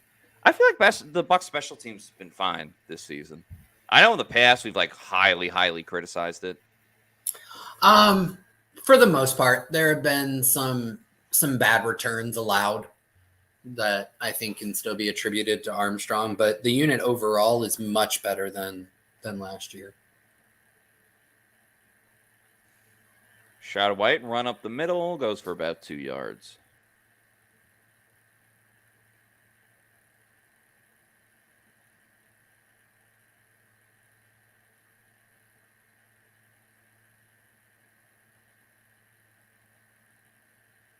Mitch wants to know, do you guys get to go to the weekly press meeting? Yeah, we go to the after every game. I mean, obviously, it's the post game stuff. Scott Reynolds, Bailey Adams, and Adam Fly Slaban are at the right now at Raymond James Stadium as Baker Mayfield goes play action. Want to go deep, now he just gets hit and goes short. And then Monday we get bowls, either in person or via Zoom. So we get them then, and then we have media availability Wednesday, Thursday, and Friday. So yeah, we're there pretty fair amount. I don't get a chance to attend most of those living in Atlanta. However, I'll be able to do some of the post games when the Bucs come up to play the Falcons on December 10th, and then it's a short drive for me over to Charlotte. I'll do the Charlotte game. I want to say like January 6th. Time to be determined. Yeah, I would imagine that'll probably be a 1 o'clock game.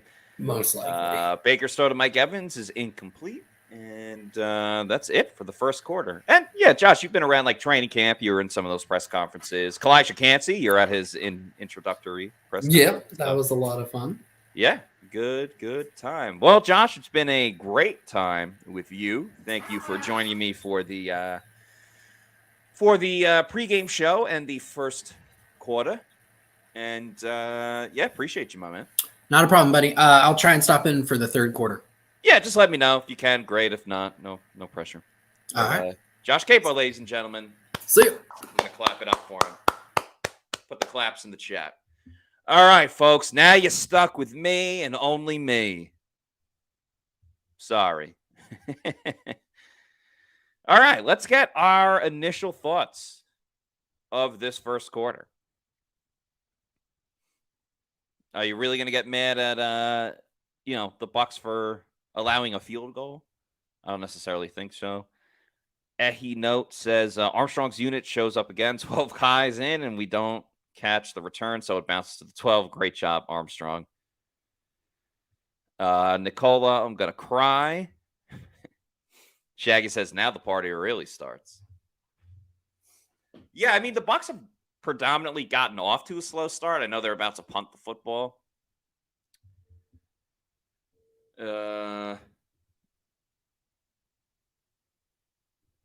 Angle says quarter one, in the words of Mad Max's Immortan Joe, mediocre. Jonathan Bott says, they didn't implode, so that's positive. Yeah, I mean, offense has had some plays, but not enough. Narav says, need a Celsius in the water cooler. They should be having Celsius on the sideline because not much else works for them.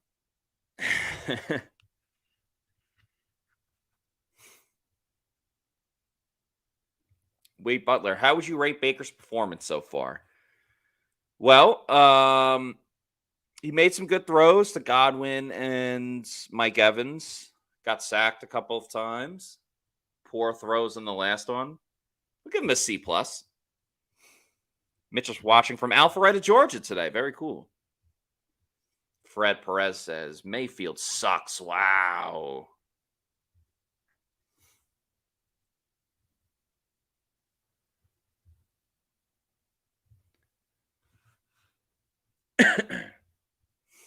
All right, Camarda punting out of his own end zone. Eesh. Titans get a midfield, a missed tackle. He's inside the 40, right around the 40. MJRVI says, this has been less painful than I thought, LOL. Mayfield hasn't looked bad, says Ahino.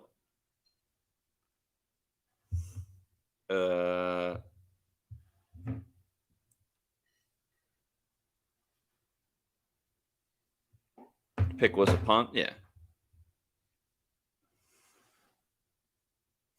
Oh, I forgot Lori Locust was with the Titans. Shout out to her. What the hell, Texans?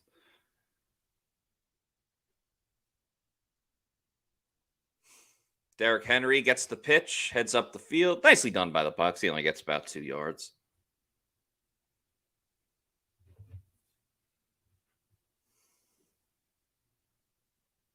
CJ Stroud fumbled the snap, and the ball went everywhere. Damn.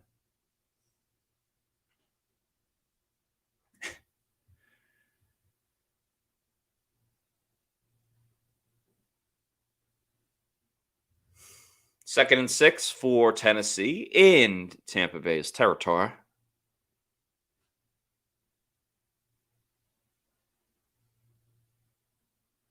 Oh, Devin White on the blitz. He sacks Will Levis. Get live, 45. There you go. That's the Devin White we want to see.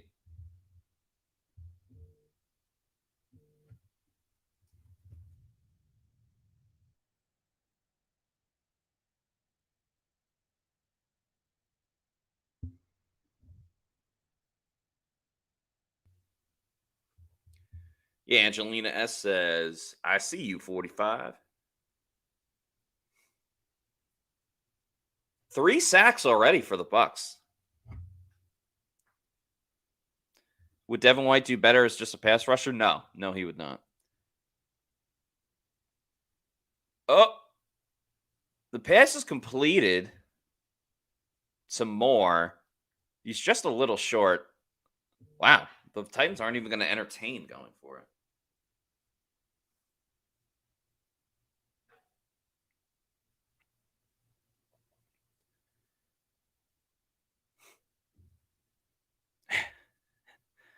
I saw the replay. Devin White just annihilated him.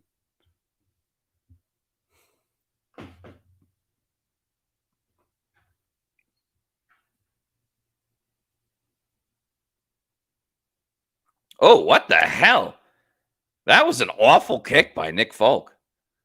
I need to see a replay. Did that get blocked? Angelina says, LOL, now that was bad. What the hell was that?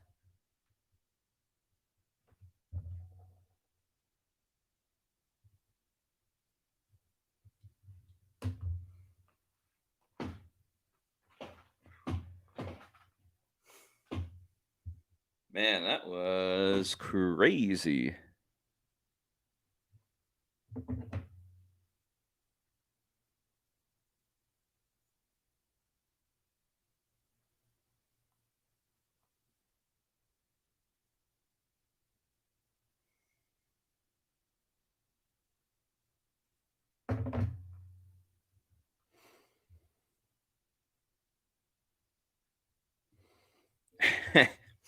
Great comment from Richard, who says something about being at Tampa for Nick Folk missing field goals.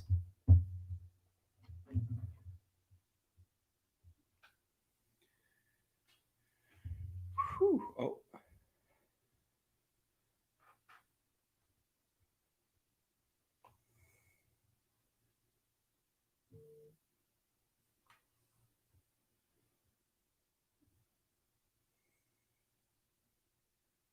Ben D. Gong says, 2 terrible teams going at it. Life doesn't get better than this.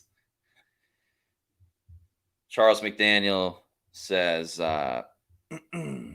Yaya speed to power is so effective today. I hope they ride the hot hand. Yeah, Yaya's looked really good so far in this game. Craigula says, hey, that's Nick Folk. We know as Bucs fans. That's the Nick Folk we know as Bucs fans. Ugh, clearly, I cannot sit back in this chair. My microphone blocks it.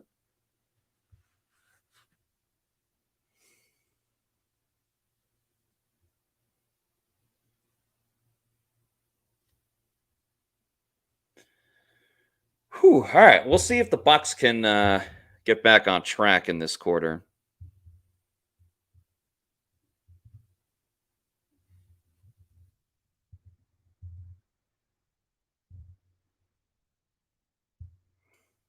Desert Dog 2K says, "Nice polo, Matt. Thank you. It's a Pewter Report polo, as you can see. Ooh. Go Pewter Report. Appreciate you. All right, Bucs are back. 12:39 to go in the second quarter. Baker gets the snap on shotgun, throws it out to the right. Chase Edmonds. That's a loss of about 2 or 3 yards. They better not run it on second down.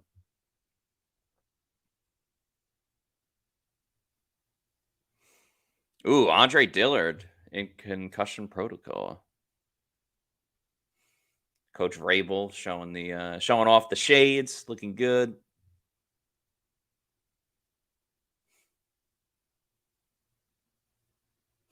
Baker will stay in shotgun on 2nd and 12. Chase Edmonds in at running back again. Baker looking, throws. It's caught by Christopher G. Godwin.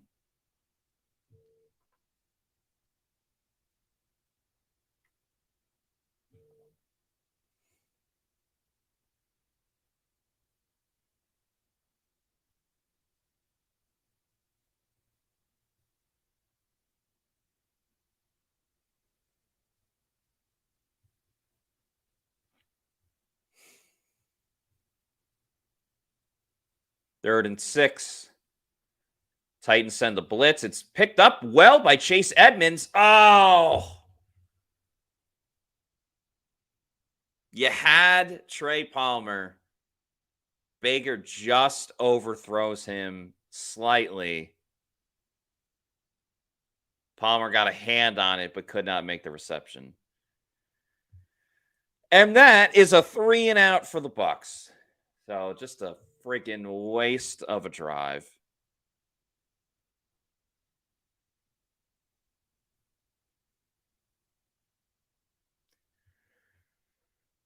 Man, the Bucs are just a bad football team.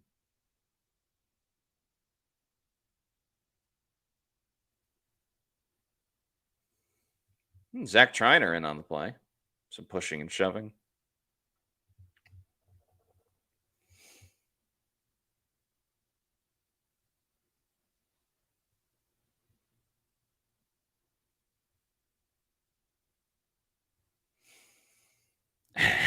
Frank G says, Bucs offensive proficiency looking good. Advertisers of the NFL got to be so pumped about this game because there's going to be 1,000 commercials with, all the 3 and outs and stuff like that.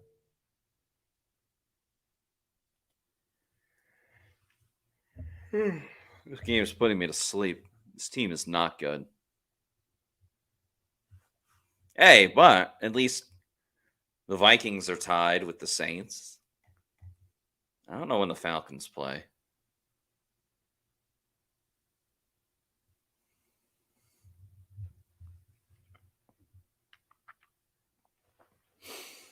Narav says, remember when our offense put up 30-plus points?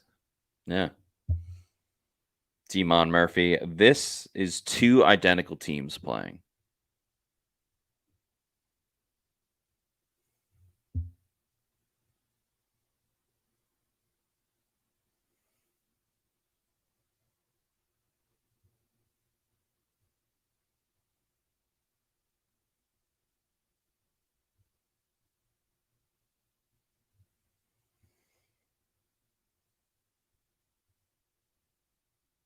Oh, what the hell?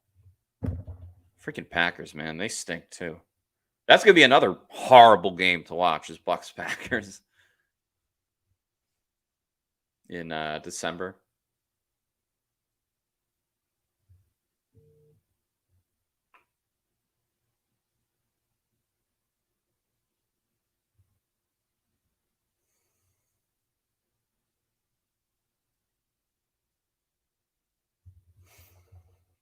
Jonathan wants to know, why can Baker be pulled for trash just to see what he can do since Baker is doing jack nothing? I mean, He's been okay. That's the thing. He's been average. So it's like he's not the reason why they're losing.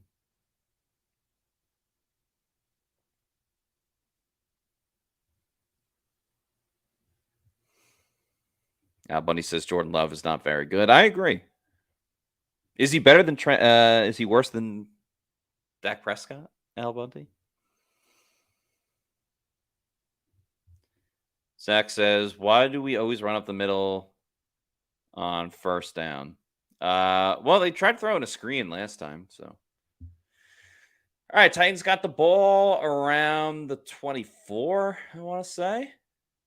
Derrick Henry up the middle. Oh, big time Derrick Henry run. Well, 9 yards. I wouldn't say it's a big time Derrick Henry run.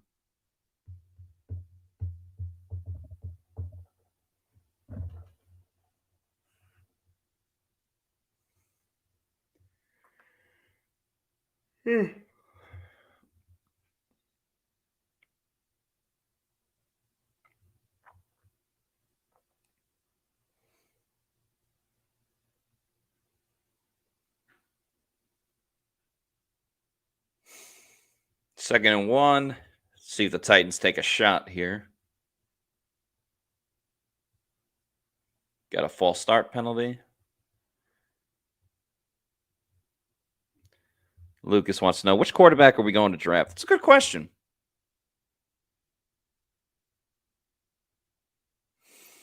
Michael Penix would be interesting. Bo Nix as well, like Wade says. I don't think Drake May will be available. Obviously, Caleb Williams will not be available. You could tank next season and get Shedeur Sanders. Zach Jarvis says, I need your picks to hit, Matt. Rashad White needs to do something. Yeah, he hasn't done jack shit. But the offense hasn't either, so what do you want him to do? All right, Vikings scored. That's good. Yeah, Jaden Daniels. That's who I was forgetting. Jaden Daniels, I think, would be perfect on the Bucs, like in this Bucs offense.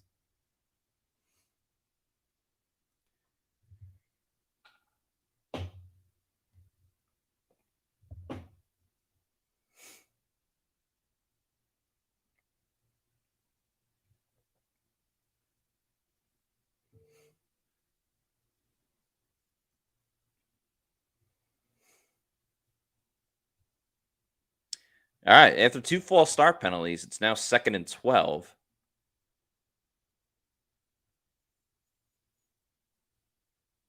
Oh, Devin White having a great game. Blitz there. Broke the pass up.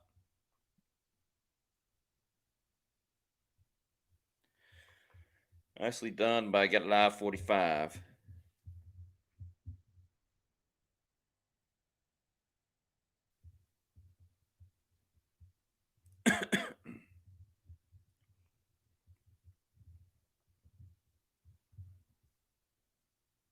Derrick Henry has 8 rushing yards. It's awful. Oh, I'm playing against Baker Mayfield. I didn't even realize that. 3rd and 12. Bucs get the stop. Nicely done. Defense playing. Defense showed up today.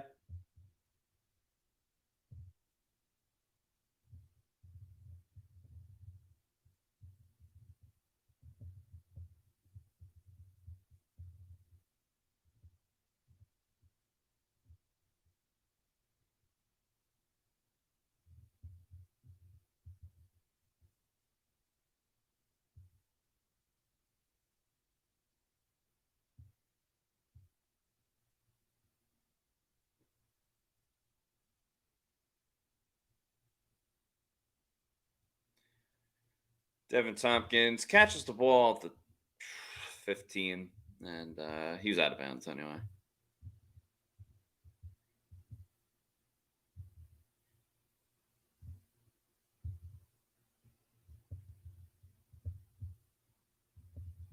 Oh, I'm playing my brother this week. Huh.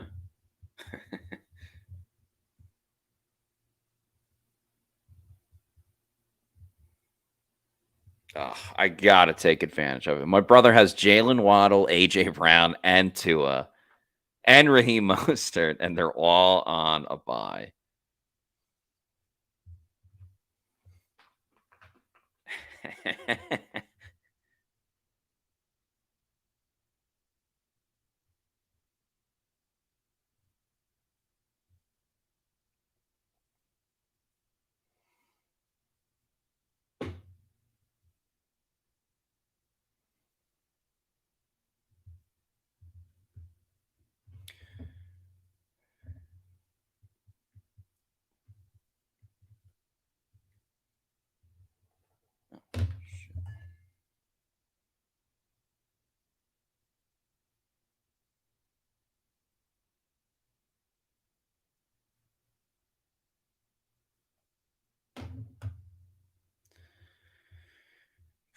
Ooh, Wade wants to know which round pick could we get for Shaq Barrett and or Carlton Davis?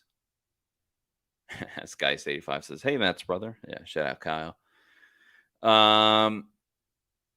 What round could you get? I don't know. Shaq, maybe a fifth at best. Carlton, I'd say a fifth round probably for both. Maybe a fourth.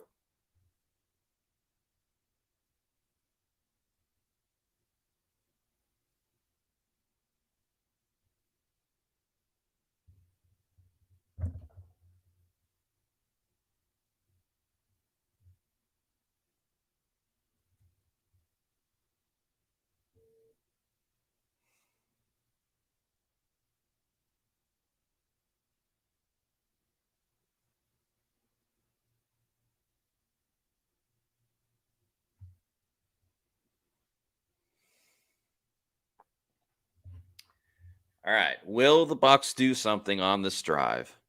I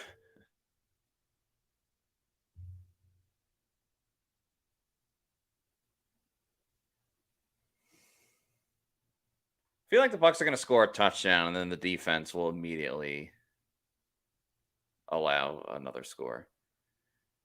All right, another shitty run by the Bucs. I don't mind like how much the Bucs run it. It's just it's never more than like 2 yards.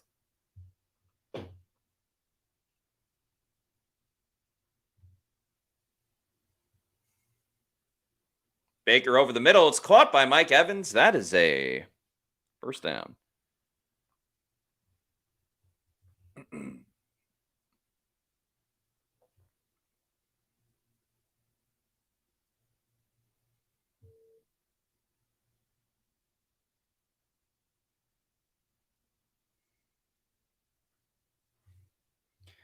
Yeah, Angle, I think you said it best. It's not the amount of runs that is bad. It's the quality. That's their problem.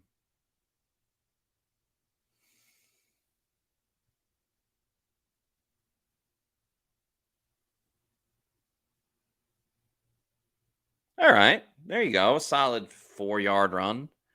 A little different. A pitch to the outside.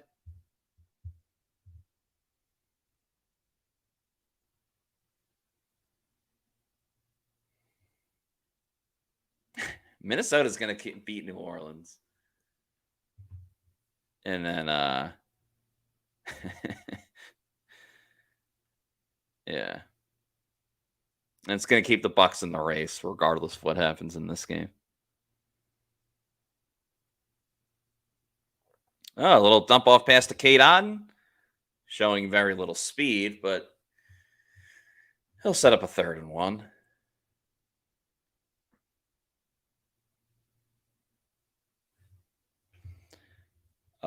Peter wants to know, did Tampa even take a look at Will Levis when he was dropping the draft? They did speak to him in the pre-draft, all that fun stuff. So they were aware of him for sure. And you also have Kyle Trask.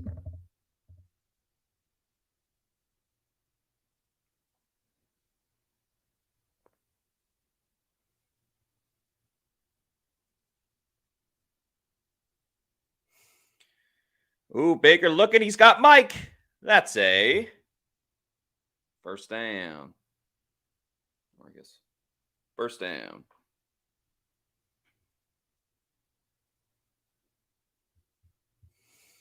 There you go. Some traction for the Bucs. Yeah, look at that. Mike gets involved. Good things happen.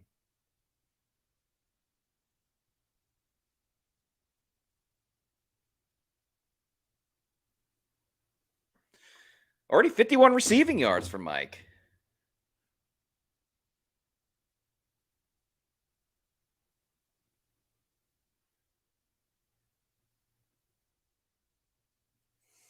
Oh, now a little something from Rachaad White. White's at the 30, the 20, the 10. He's in. Touchdown, Tampa Bay. Rachaad White gets pay dirt and is in the end zone. The Bucs take the lead. Who was asking for Rachaad White before?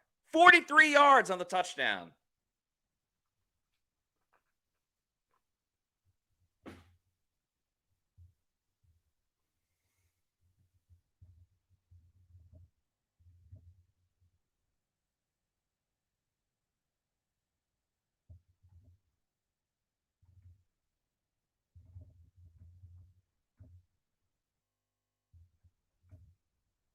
All right, the Bucs have the lead. There you go, Shad.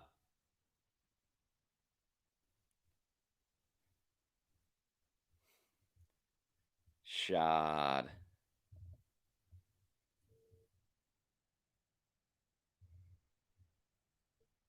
Good for Rachaad.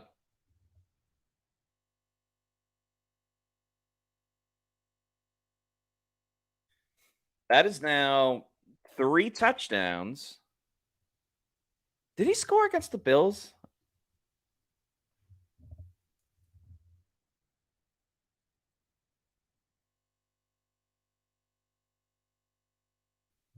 I want to say he did.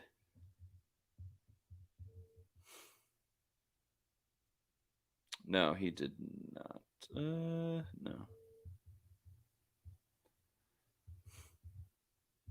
That is Rachaad White's 4th touchdown of the season, but his first receiving touchdown.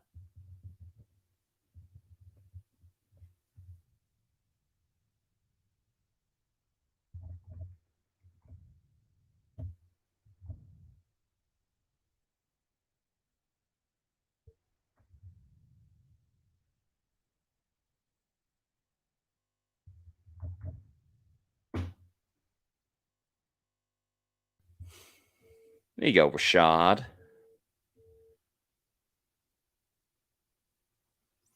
And that is the longest scoring play by the Bucs this season. 43 yards. Long lost Glazer. Rachaad White in the running for best receiving back with Kamara and Christian McCaffrey yet. Hey, I mean, those are probably top. I would put McCaffrey 1. Now I'm trying to think of all the other running backs in the league. I don't know. Breece Hall is just a great running back when they get him the football. Ooh, that was a rough hit in the Bengals-Texans game. Yeah, I don't know. He's probably not. Yeah, Eckler. He's probably not top 3, but it's a great play. That'll help with my Rachaad White pick on Pewter Picks and Props.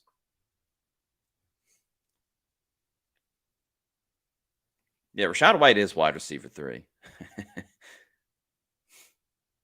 Vikings moving again. This is good.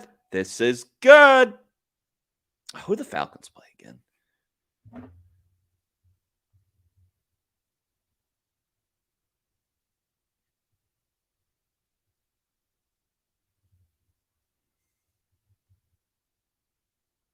Falcons play the Cardinals. All right, so Falcons probably should win.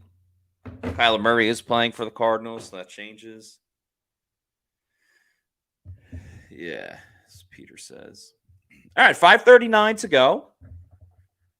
Bucs are winning. How do we feel?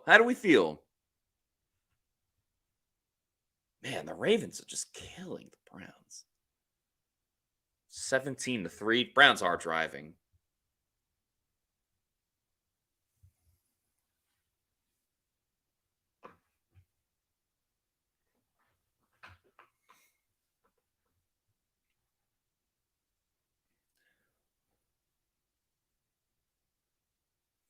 Will Levis go and play action? Has time. The Bucs cannot by an interception. Jesus, Mary, and Joseph.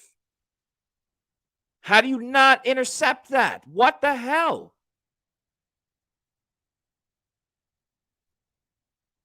Off the hands.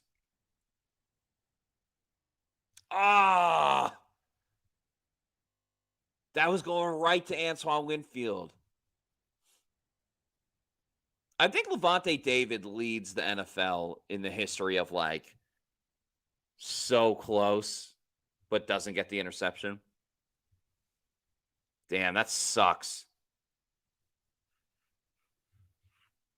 But hey, maybe Bucs get a stop here on third down.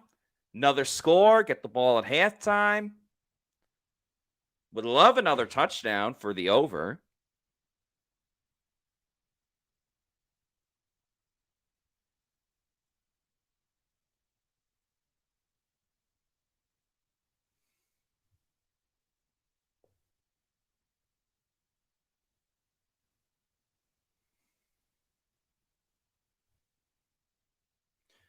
Third and 6. Bucs pass rush has been much, much better today.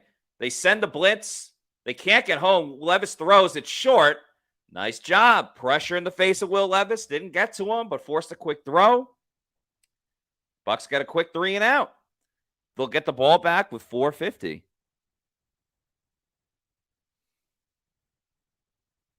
That was odd, too. Yeah, nice blitz by Christian Izien.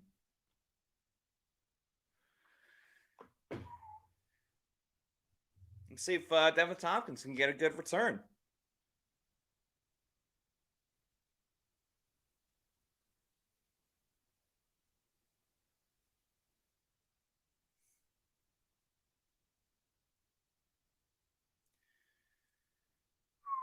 He makes the catch at the 20, heading up the field, makes one guy miss, makes another miss. That's a very nice, 5 to 10 yard return for Devin Tompkins. Set the Bucs up at the 30.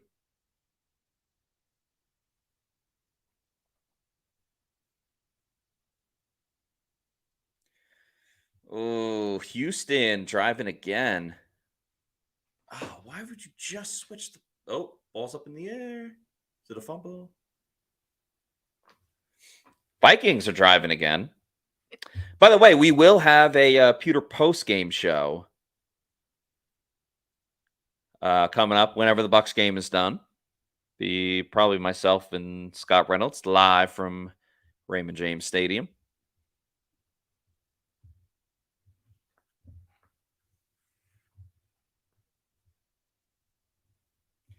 Yeah, are they saying that's a fumble in the Texans game? I got Red Zone on the other TV. I'm lucky to have a 2 TV setup. So I got the Bucs on the main one, and the other TV got the Red Zone. Josh Dobbs is sacked on 2nd and 11.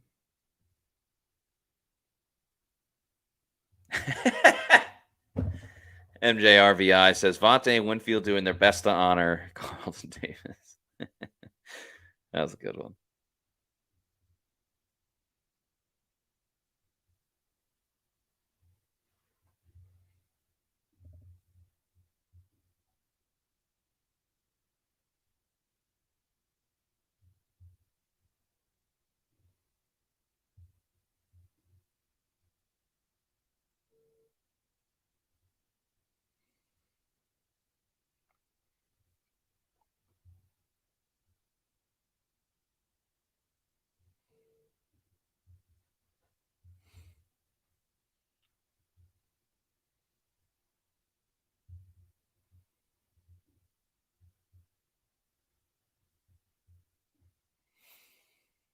Oh, did Addison catch that? No.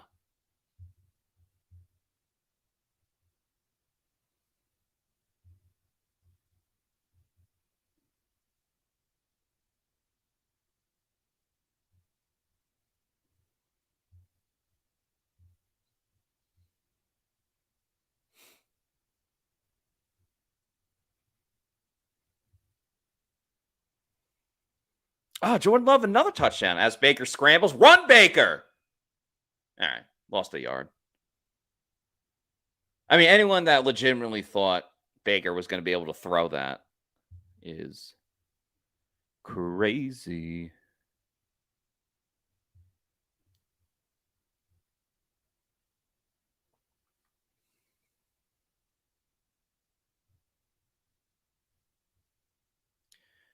Baker looking to his left, throws over the middle. It is caught by. Praise be to Godwin. Put your hands up, people. Praise be to Godwin. Ooh, is he hurt? I can't tell. I'm also not a medical expert. Wow, Love hit that touchdown on 3rd and 16. That's wild.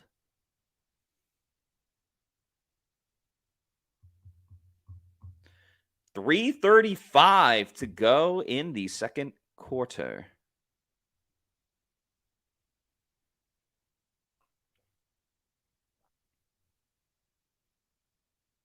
Oh, boy. Oh, a little end around to Devin Tompkins. He has a blocker.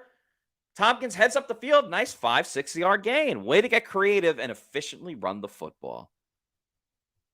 Oh, that touchdown didn't count for Jordan Love. That sucks. Unless it's a replay. I think it's a replay. Yeah, okay. Just a replay. We're good. Still a Jordan Love touchdown. Excuse me. No, Dave Canal's rocking a fancy watch.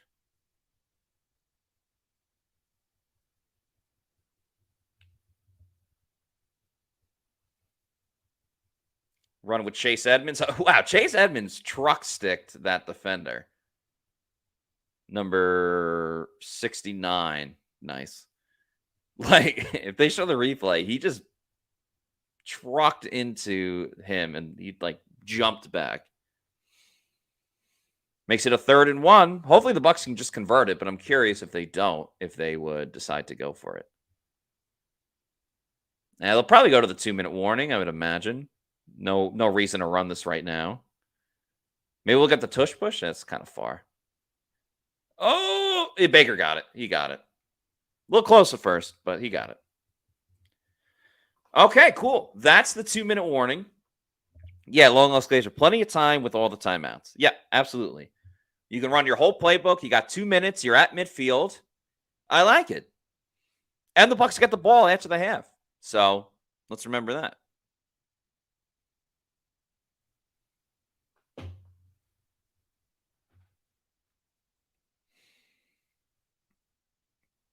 Good to have all their timeouts. How's Bengals Texans only 7-7? What the hell? There you go, Joe Burrow.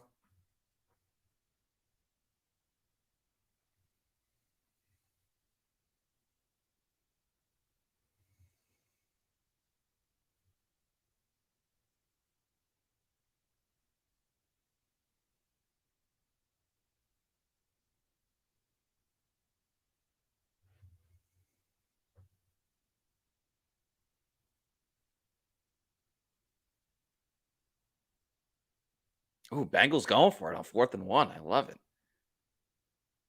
I hope. Vikings trying to get in the end zone. Damn.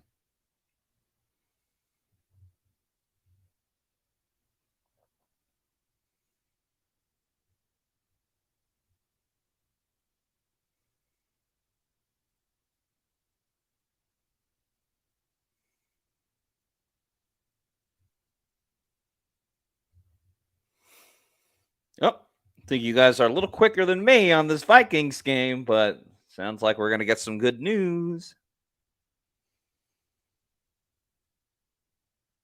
Oh, Josh Dobbs, the magic man, scrambling, jukes a couple of defenders, and that's a touchdown. Vikings lead the Saints 17-3.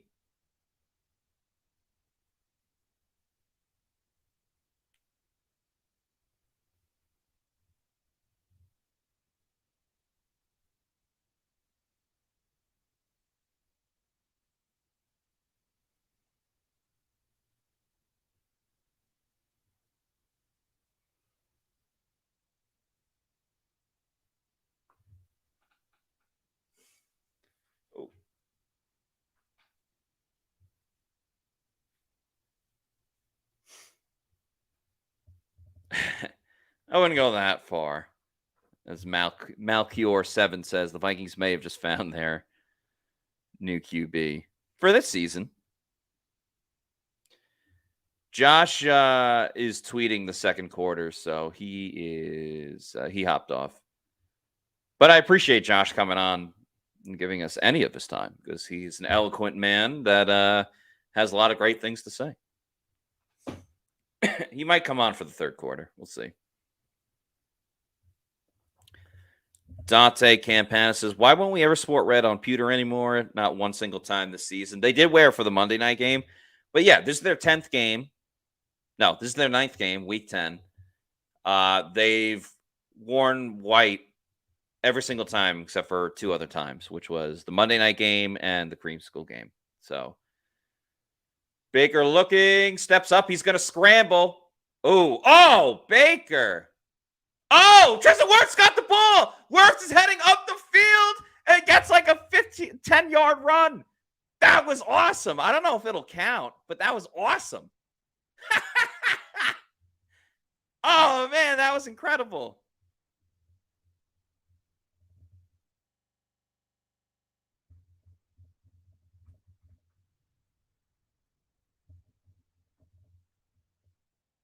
Big man running.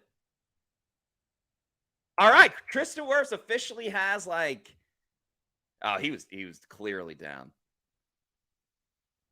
That was like a 10-yard run. Nah, not even, but still incredible.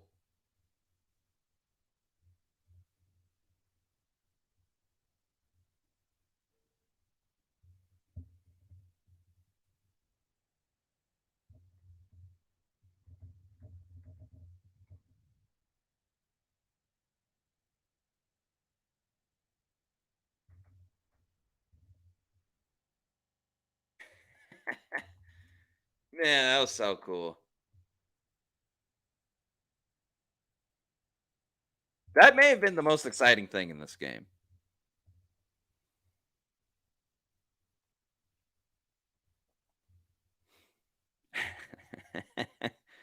Yeah, I don't think it'll count. Baker was clearly down.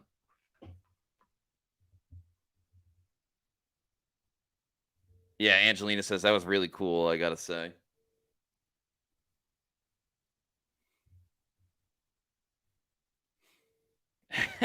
Worf's RV1, says MJRVI.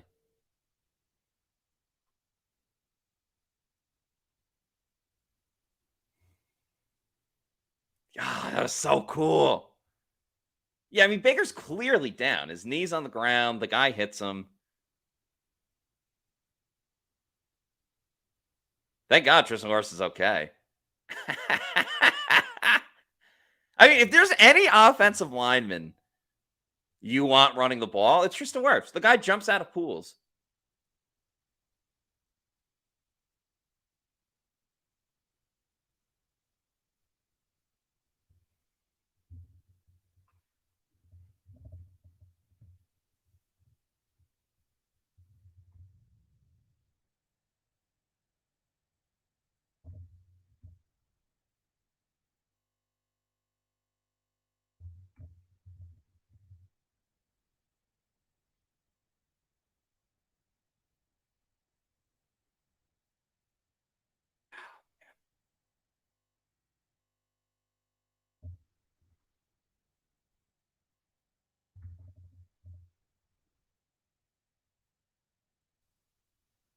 Okay, 3rd and 5 for the Bucs. They need this. They're not in field goal range yet. Baker throws over the middle. It's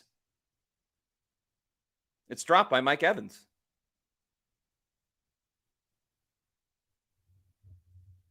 It's dropped by Mike Evans.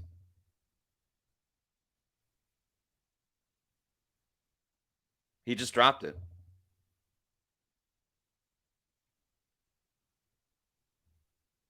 He just dropped it. Hit him right in the hands.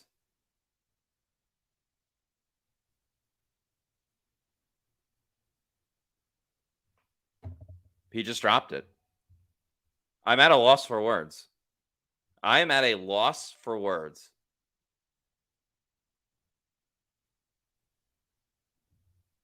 Like, what?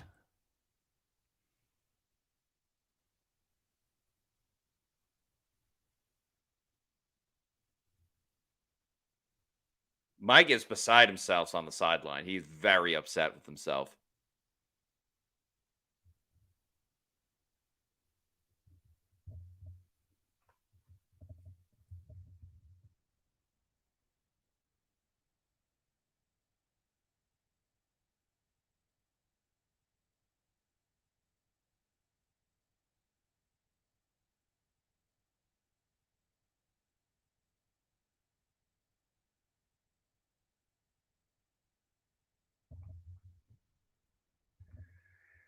I'm seriously kind of at a loss for words with what happened.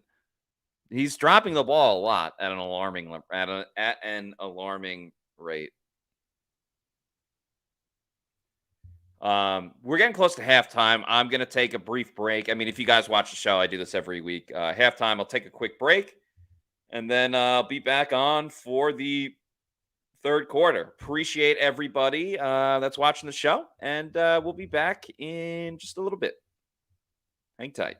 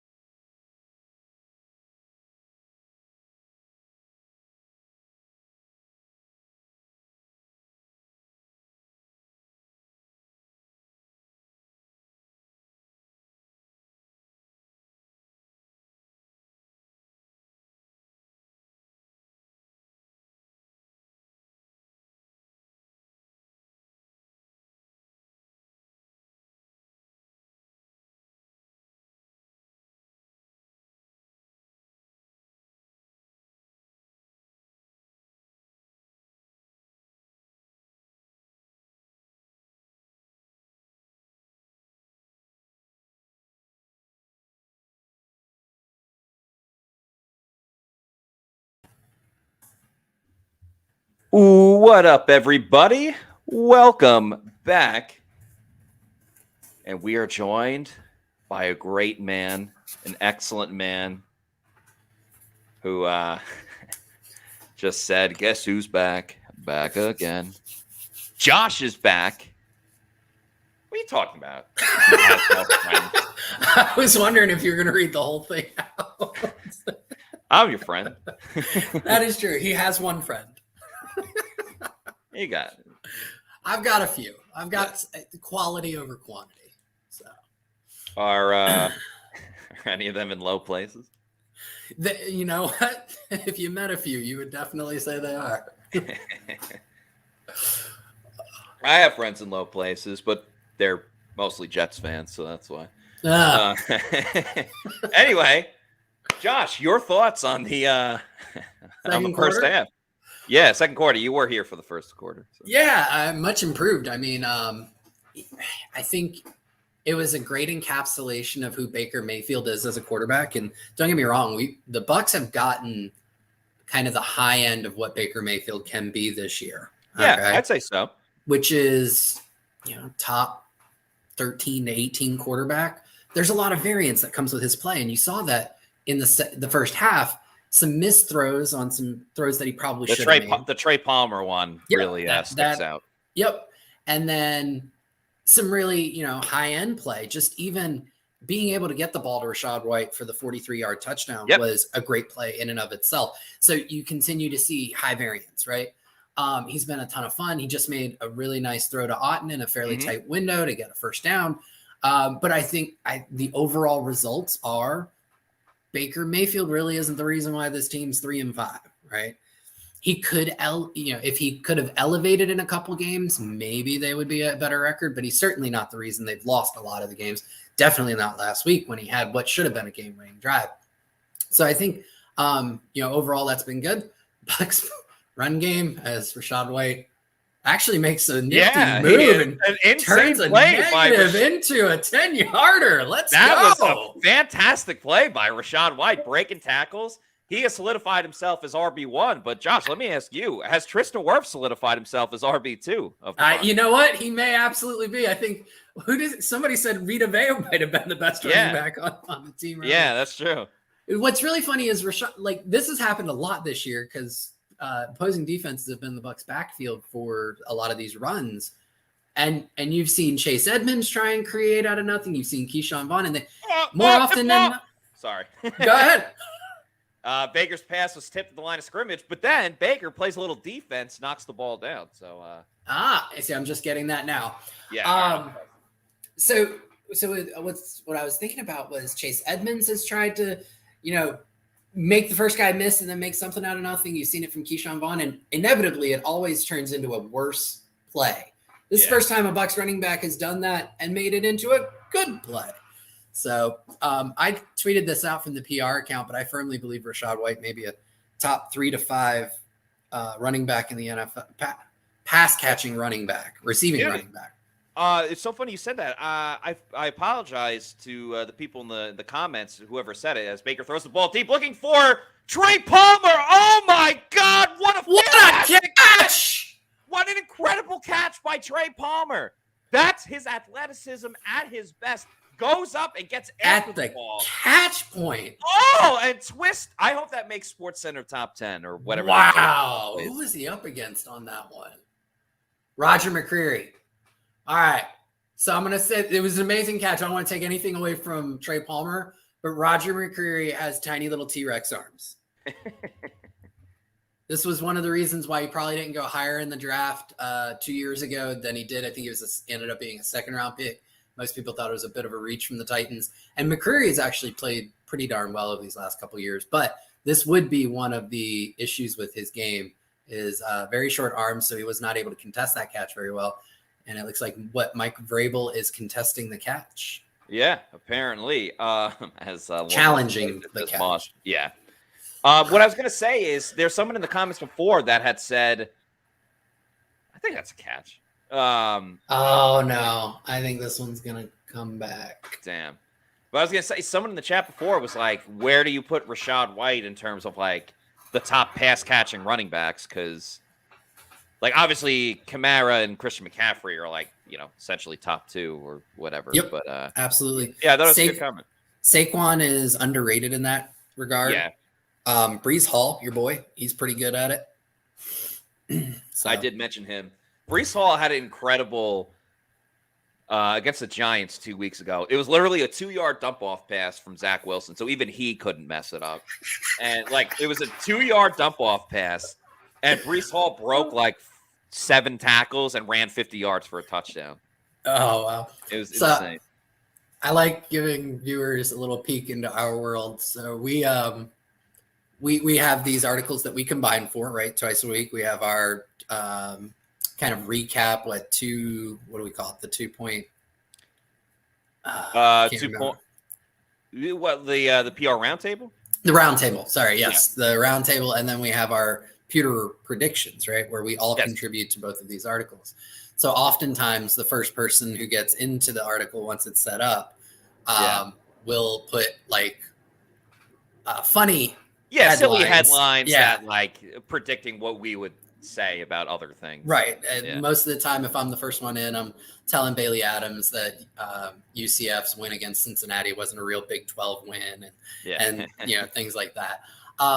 So this past Pewter predictions, and I put for Matt, if Kyle Trask was the quarterback for the New York Jets, they'd have won the Super Bowl already this year. They would have. And it's so funny you say that, because week 1, I just kept tweeting when I was watching it, because the Jets played the Bills that game. I just kept tweeting Joe Namath at 80 years old is a better quarterback than Zach Wilson.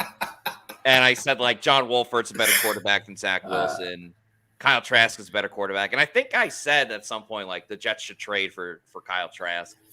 I think this could be a lot of fun for the people. Drop in the comments other people or things that you think could be a better quarterback for the Jets. Yeah, than Zach Wilson. Let's see if we can who can get the best one. I'm in. So do you think they're going to overturn this? They did. Hate to give a spoiler. They're so close, Baker. Al, I disagree with this. I don't think they should have signed Carson Wentz. Carson Wentz sucks. Yeah, he ain't good. Damn. Oh, how far did you get into The Sopranos? You know what? I had to.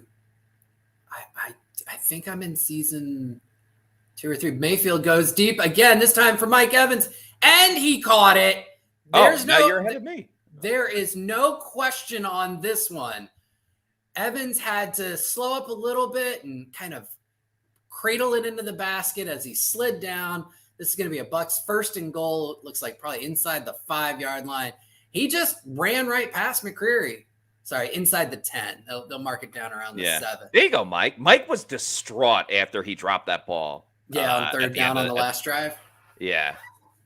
He was distraught. The camera kept panning to him, and he had his towel over his head. Really, really upset. But yeah, great catch by Mike. I had a feeling he was going to make make a play to make up for it. But this drive in the red zone is crucial because a field goal still makes it a 1-possession game. Touchdown makes it a 2-possession game. And obviously, you force the Titans to go for 2 in a scenario if they end up scoring, depending on, what time of the game it is.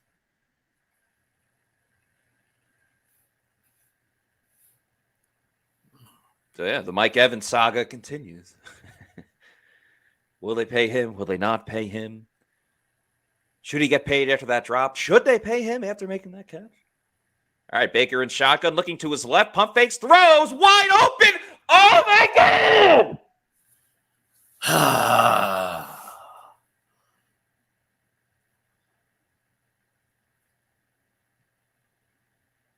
Wide open. What? What are we doing? All right. I'm going to apologize in advance, but I just have to say this one time. What the fuck? Seriously. Mike Evans is the definition of Dr. Jekyll Mr. Hyde.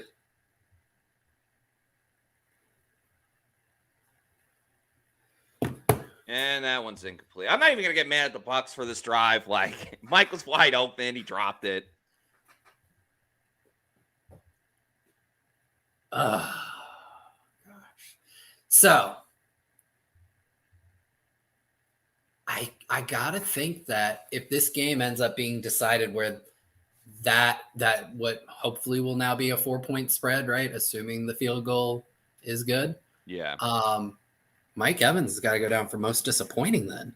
I was just thinking Mike Evans may be one of the first ever like player to get 100 receiving yards, but also get most disappointing in a game.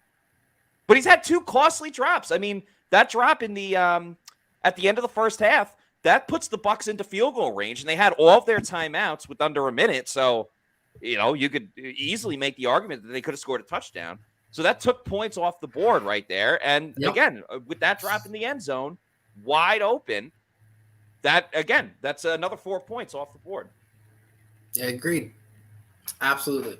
His EPA this week is going to be awful. I'll have to try and look up that one play. Oh, man.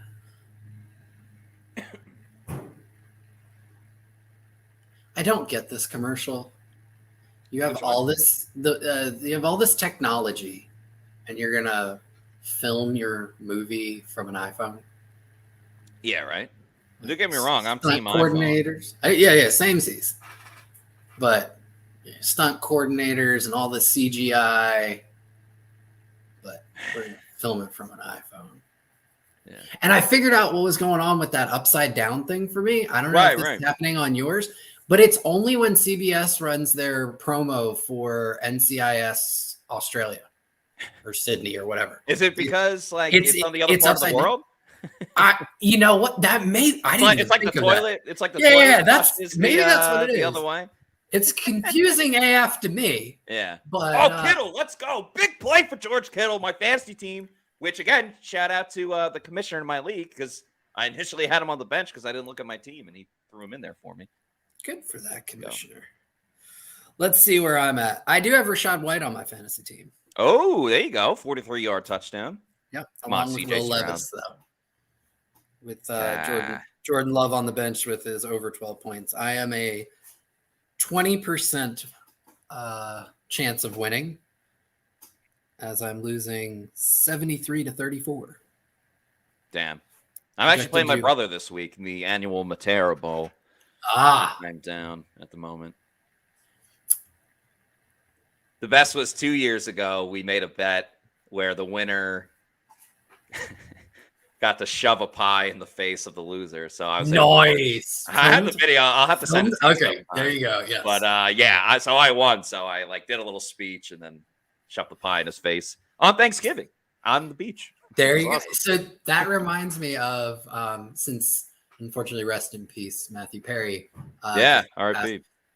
Friends. My mom was huge into Friends, and so I would watch from time to time with her. But one of the most memorable episodes to me was Ross and Monica had this old Thanksgiving football game that they used to do as kids, and they brought it back for one Thanksgiving episode. And they were all playing on a small basketball court, and they brought in all the rest of the crew to be on each other's teams. And the amount of Monica's character was always very type A, and so extremely competitive, overly competitive. So it was a good episode. Yeah, good show. Ross and Monica were in the storyline. They were from Long Island. They're from a town, Massapequa, which is my hometown. So there you go. Very nice. Technically on Massapequa Park, but it's the same thing. But yeah, just a little random fun fact for you if you ever find yourself at a bar on a trivia night and it's, where are Ross and Rachel from? Or Ross and Monica from? Anyway, 1st and 10 for the Tennessee Fighting Will Levises. Woohoo! Play action. Throwing deep down the field's got a man. Incomplete. He was open on McCollum. Let's see. He was. Looks like it was man coverage. He just muscled his way through McCollum's jam. Yeah, just pretty much just a sprint down the field. Yeah. Did a good job of angling the route, too, to keep leverage on McCollum. Made it harder for him to catch up. Shaggy says Rachel's from there, too. Yeah, that's true, because they were like childhood friends. They went to the same high school. Yeah, well, I went to the same high school as all the people friends. Yeah, friends. Derrick Henry. Bucs did a fantastic job limiting Derrick Henry in the first half. He had like 12 yards. Again, my fantasy team is suffering from it, but for you Bucs fans, I'll live with it. Yeah, and this was kind of what we talked about in the pregame, right? Like we highlighted the Bucs run defense, best run defense in the NFL from a EPA per play.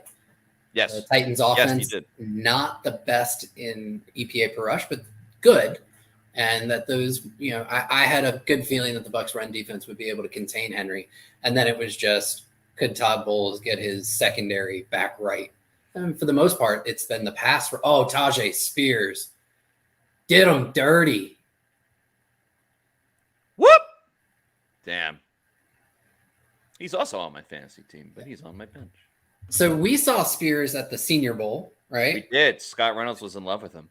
Yep. So was, I think it was more of a love-hate for Bailey Adams after what he did at UCF. Got to get that in there. Hopefully somebody tags him on that. But Spears is one of the most dynamic make-you-miss backs in the league. Oh, screenplay. Oh, great job by Levante David. And I'll take that point for a reception from Derrick Henry. But great tackle by Levante David. Got him to go down to just that one knee. Yeah. And Kalijah, granted, it was a screenplay, so the objective is to let the D lineman go. But it seemed like Kalijah initially got, I think he still would have gotten to the backfield had. I think if you go back and you look at it, I think he sped up Levis on it because I don't think the offensive line got into position. Yes. So he affected the play in a positive way for the Bucs defense. Absolutely. Exactly. Levis over the middle, incomplete. There is a flag. I want to say it might have been offsides in the Bucs. JTS, I think they're going to get him on a. Oh, that's the second one of the game. Yeah, early start on that one. Although I didn't see anybody on the Titans offensive line jump because of it. Right. Ugh. I just thought he triggered his legs a little early. Yeah, I don't even think he just kind of moved his legs. He didn't really go forward, though. That's a little BS to me. Well, another L in the column for Joe Fallon Shoyinka. Guys.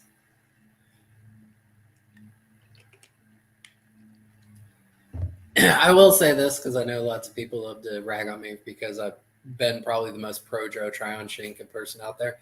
He is not going to be worth the fifth-year option. Scott and I talked about that a little bit. Kalijah Cansey with another big play. There you go. DFL. Nice cleanup by Jamel Dean as well. Yeah, I mean, with JTS, I think that there's room for the Bucs to bring him back after his first 4 years. It just wouldn't be anywhere near what the fifth-year option would be for the linebacker position. Yeah, I mean, and we're in the moment with it, but Yaya has played pretty well today. I wouldn't hate giving him more looks, and obviously Anthony Nelson is under contract for a couple more seasons. So, they've got to find a dude. That's where they're at. Shaq will be back next year. So close, Antoine, and then Levante. I said it, but I must have been in the second quarter because you weren't on. I said Levante David has to lead the NFL in the history of close interception plays. There's at least once a game where Levante gets his hand on the ball and then he's like, I didn't get it.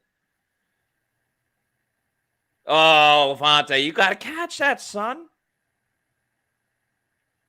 Well, still good stuff for the Bucs.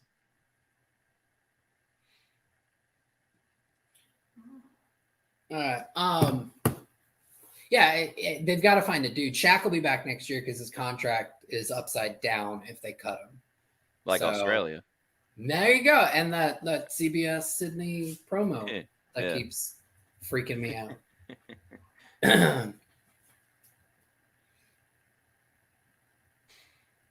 It is 10-3. Bum, bum, bum, bum.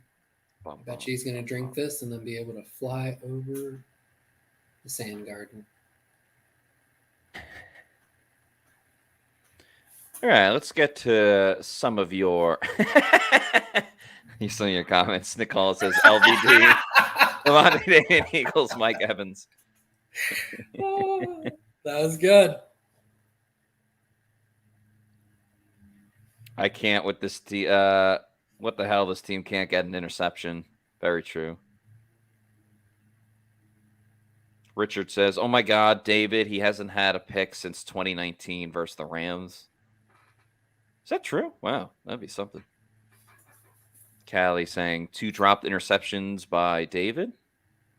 Long lost Glazer. Incredible PBU, and we're focusing on a drop. Come on, fellas. Positive vibes. I mean, that wasn't an incredible pass breakup. He jumped in front of it, had both of his hands on the football, and dropped it. I appreciate the comment, long lost Glazer, but that should have, in no situation is that a good pass breakup. That should have been an interception. Yeah, I mean, it's third down. Like, no matter what, that's a plus play overall. It could have been a 2+ play. Right? Exactly. And you look at it from a field position standpoint, right? Like, exactly. It went right through his hands, and that could have been the Bucs near midfield. And with Stonehouse, the punter that the Titans have, who I want to say made a Pro Bowl in his rookie season last year, probably going to be All-Pro this year. If I remember correctly, he's leading the league in EPA per punt. There's a good chance he's going to put the Bucs back inside their own 20. So with an offense that has, let's be honest, struggled for the majority of the day, a couple of good drives that they've strung together here lately, but they still only have 10 points midway into the third quarter. Yeah. Field position's important. So there was an opportunity. It was dropped, literally.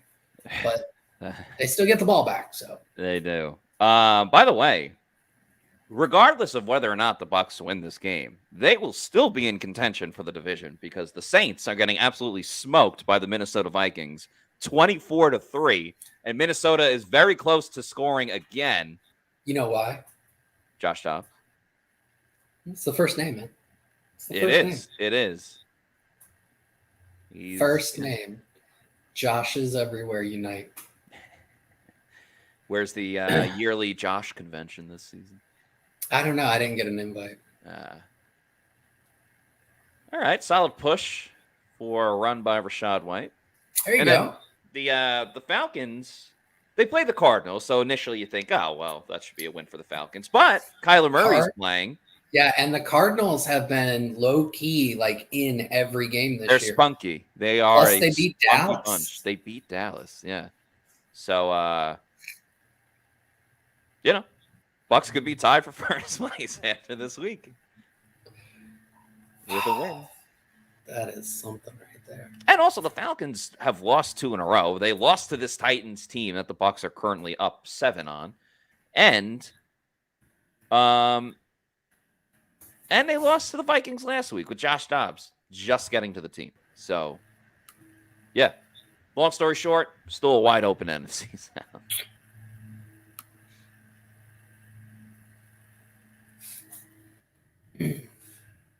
All right. Be Stonehouse is 6th in the NFL in EPA per punt at 0.17. Jake Camarda is 3rd. So Stonehouse has taken a little bit of a step back this year. Yeah. All right, 3rd and 5. Baker gets the snap, throws over the middle. The ball's tipped and is caught by Mike Evans, who heads up the field. Very Dr. Jekyll. Yeah. A very odd day for Mike Evans because I think that probably put him over 100 receiving yards. Yeah, he's cleared it by a considerable amount at this point. Did that ball get tipped? Yeah, that replay wouldn't show it. Yeah, Al, that is true that the Saints are up 2 games, but the Bucs at the moment have the tiebreaker. So if they were to beat the Saints again, it would essentially even it up. Yeah, 121 receiving yards for Big Mike. Michael Lynn Evans. I don't know why I'm going big middle name today, Mike, but I am.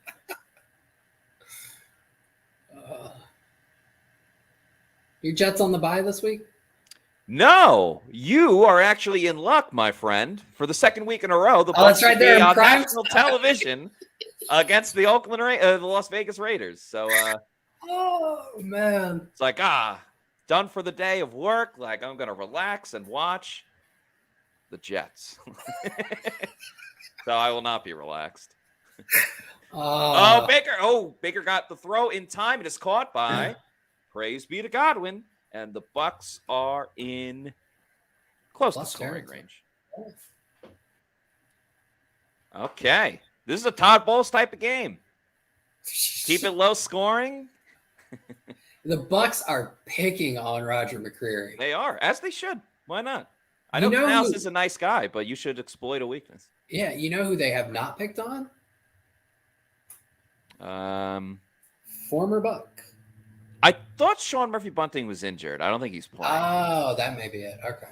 I must have missed that. Yeah, because during the week, Vrabel said that SMB is probably going to be doubtful. Gotcha. Baker scrambling. Oh, wow. I thought he was going to throw that away, but no, he throws it to Trey Palmer, who officially makes his first catch of the game. I like the little nose strip.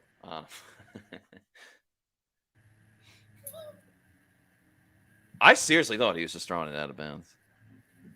Good for the breathing, good for the pores. Yeah. Baker Mayfield.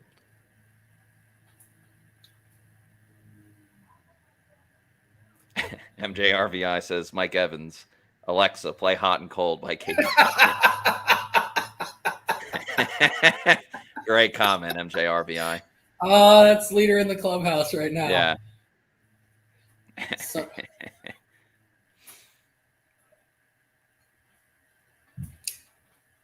Bucs offensive tackles have been handling their business today. Almost all of Tennessee's pressure has come from up the middle. Yes. Yeah. Great job. I knew the Tristan Wirfs play wasn't going to count when he ran the ball. I wish it counted just so on his Hall of Fame resume, we can add in that he has a couple of rushing yards as well. There you go. Yeah.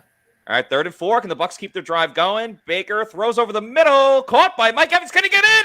He's in! Touchdown! Mike there Evans. He goes! The Bucs extend their lead. My fantasy team is very happy with this performance by Mike Evans, who has the same birthday as my brother, August 21st, and I'm playing against my brother in fantasy this week, so it's a double whammy. And my girlfriend also has the same birthday as Mike Evans. So August 21st, big day. There you go. In my life. 6 catches, 143 yards, and that touchdown. That was very reminiscent of the touchdown that he had against the Rams. I want to say in 2021 when they wore the all pewter jerseys. And he had 2 defenders on him. And one had his leg and he just muscled his way into the end zone.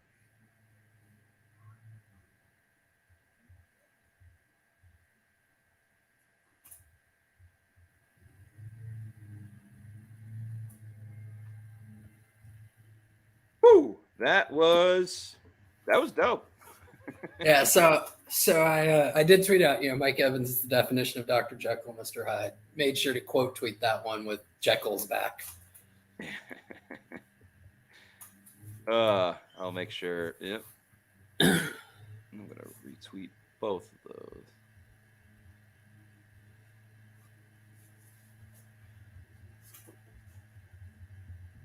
You weren't kidding that this feels like just a Todd Bowles. Yeah. Now, in order to really make it a Bowles game, they're going to have to let up a touchdown. I want to be very clear. I'm hopeful that doesn't happen.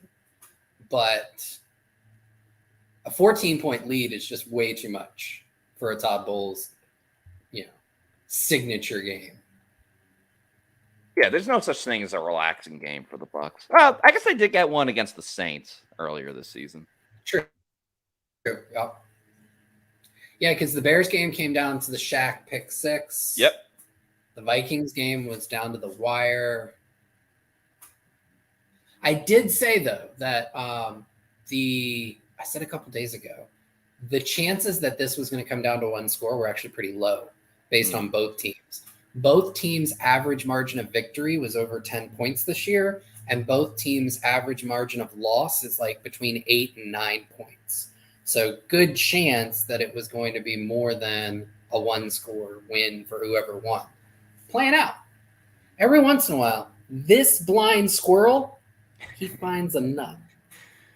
Oh, we got a super chat. Let's go. Thank you to Vice for the $10 super chat. In order to make it a Todd Bowles game, they'd have to lose. Our fans are the best.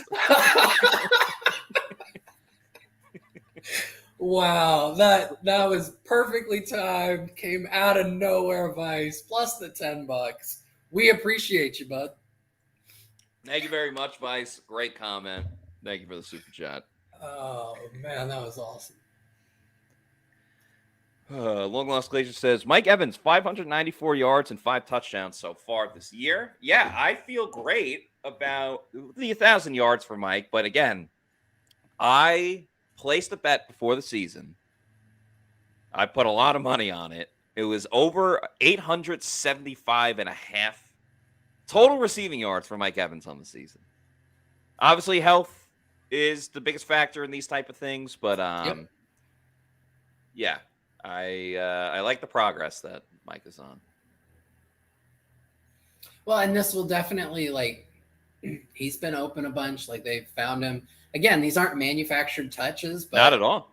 But he's gotten a ton of targets today because the way the defense has played the Bucs, it's allowed them to find him in the progression. I also forgot that I am playing my brother. He did start Baker this week. So everything Mike Evans is doing, it's counteracted by Baker getting the points for the touchdowns. But, 25 points per passing, or I'm sorry, 25 yards per passing point? Yes, I think so. 4 on the score. Will Levis's first throw is, wow, DeAndre Hopkins. We barely said his name today. Yeah. Well, again, a lot of that's just due to the Bucs pass rush. Levis really hasn't had a chance to go through progressions. It's like, is my first read open? I'll throw it, and if it's not, I'm in trouble. Yes, very true. So, yeah, credit to the Bucs. This has been a really great game plan by Todd Bowles. Absolutely. I mean, defense needed. Sorry, go ahead. No, you. I was just going to say, offensive line isn't that great. Rookie quarterback, bring the house. You know? And if he beats you that way, okay, he beats you that way. That's they're going to get shit. Oh, come on. Anthony Nelson got hit worse than Will Levis. Are you kidding me? They're going to leading with the helmet. What the hell was that? With the helmet.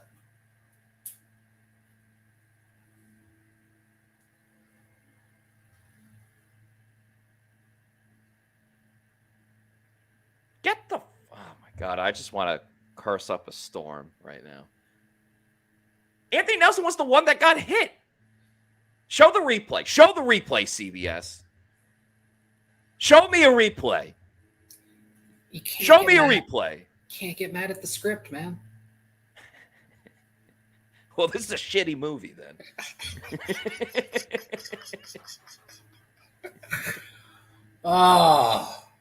Houston's starting to pull away from Cincinnati. They are. I need some more points in that game. Bucs put up 37 on Houston's defense, and Cincinnati has 7. Yeah, what? So it's two completely different styles of defense. Cincinnati stays in shotgun, run play action. Yeah, that's a bogus call. Will Golston hit Anthony Nelson more than Will Levis, and Anthony Nelson got penalized? That's awful. But hey, nice blitz by Devonta White has bounced back. He's playing a good game. You just wish you could see oh my God. Don't you dare. They're gonna get him for RTP. I've never heard anyone. I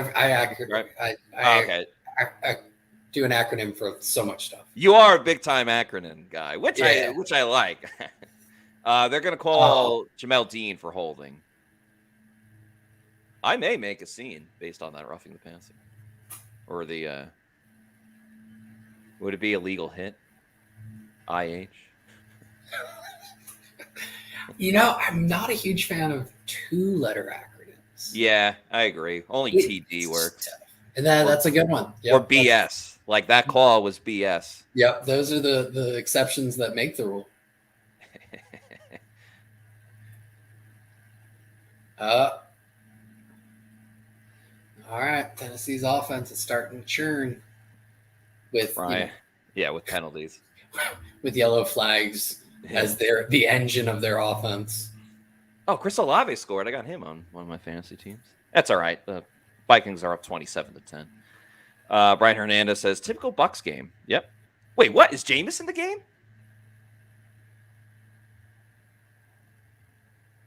Al Bundy said Jameis TD. Really? Devin White in pursuit again. Oh, he drilled Will Levis and impacted the throw. So great pass rush blitz by Devin White. Get live 45. Got him on most impressive so far. Yeah. I think he's deserving of it. And this is the perfect game plan for him. Ooh, right? I'm surprised that didn't get called. He's add-on rusher. He gets to pick kind of his spots where he finds the soft seam in the offensive line to impact the quarterback, and then just use his speed. And good on Devin for coming back from, what was that, a lower body injury early in the game where he had to come out for that's right. Snaps. This is a game plan that's perfect for him. And now I say that, and Levante's like telling him to get the hell over there. He disregarded what Levante said, and the Titans pick up the first down. Levante was screaming at him to go to the other side of the field. He knew that was coming.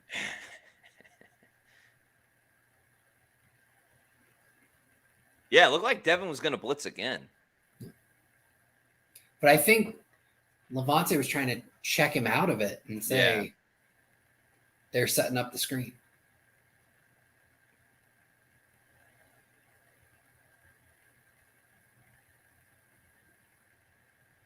Nowhere for Derrick Henry.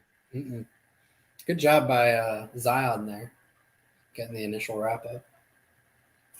Zion's had a few rough reps today, but yeah. Ooh. So the 49ers fumbled it. No, sorry, the Jaguars fumbled it near their goal line. The 49ers guy picked it up, ran it all the way back, and Trevor Lawrence sprinted at the end. The guy was in the end zone, and Lawrence still dove at his legs after the play. That could have been a really bad injury. Jameis Winston is in the game for the Saints. 3 for 3, 34 yards and a touchdown.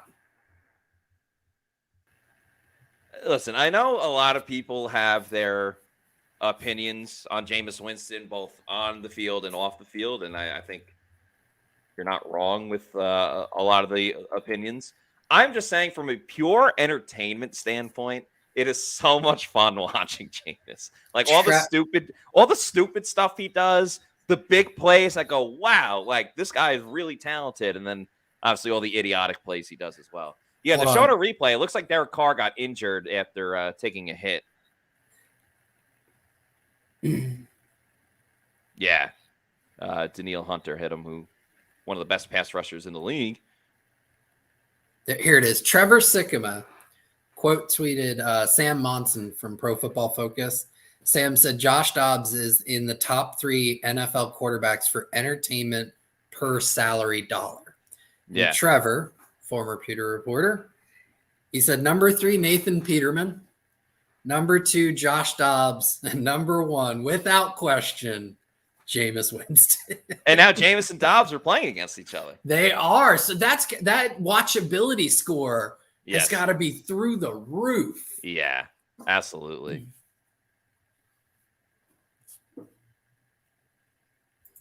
What do you have on your screen? Me? Yeah. I got Red Zone. Oh, for the Bucs game? Yeah, it's still a commercial. Okay. YouTube just decided not to show the regular commercials, and I'm watching 3 kangaroos staring at the camera. I know at times, like I had the MLB app, Yeah. and like some commercials, it won't show like the local commercial or whatever for whatever reason. That makes sense. So that might It's be probably like a promo for the local CBS affiliate. Yeah, I'm also anti-commercials. I despise commercials. I pride myself on being great with the remote, just like changing it as quickly as possible to get to something else. Do you have like the internal clock to always be able to turn it back on like a few seconds before the game comes on? It's another thing I pride myself on is getting that timing down to as close as possible. My wife, she can't for the life of her figure out how I can do it. I'll switch, and it could be like middle of the inning, like in between innings in baseball or commercial breaks for football. And I'm like, no, we're good. We got another 20 seconds. And she's like, what do you mean? 20 seconds, boom, coming right back on. It's a great skill. It's a great skill. I believe it's in the DNA of most men, just embedded.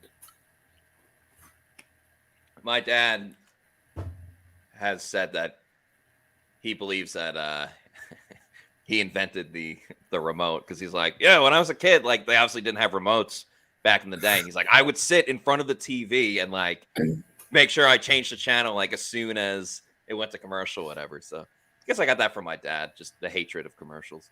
Yeah. I've got a good one for the next commercial break for you. Tennessee is driving. They are close to making this a 1-score game. It's a Todd Bowles game. Telling you. Man, if the Bucs lose this game, and again, with the Saints losing, and we'll see what happens with the Falcons, and you play San Fran next week,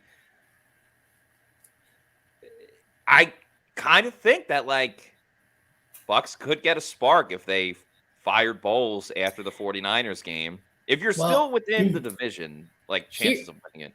Here's the thing, and I want to preface this by saying there's zero chance I'm going to pick the Bucs to win against San Francisco, even if they win here.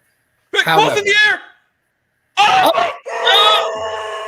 Did they drop another one? Oh, my God. How is that possible? How?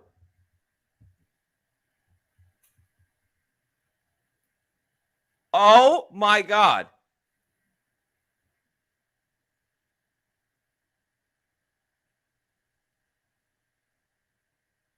Hopkins got in at the end, but Jamel Dean, you got to freaking hold on to the football.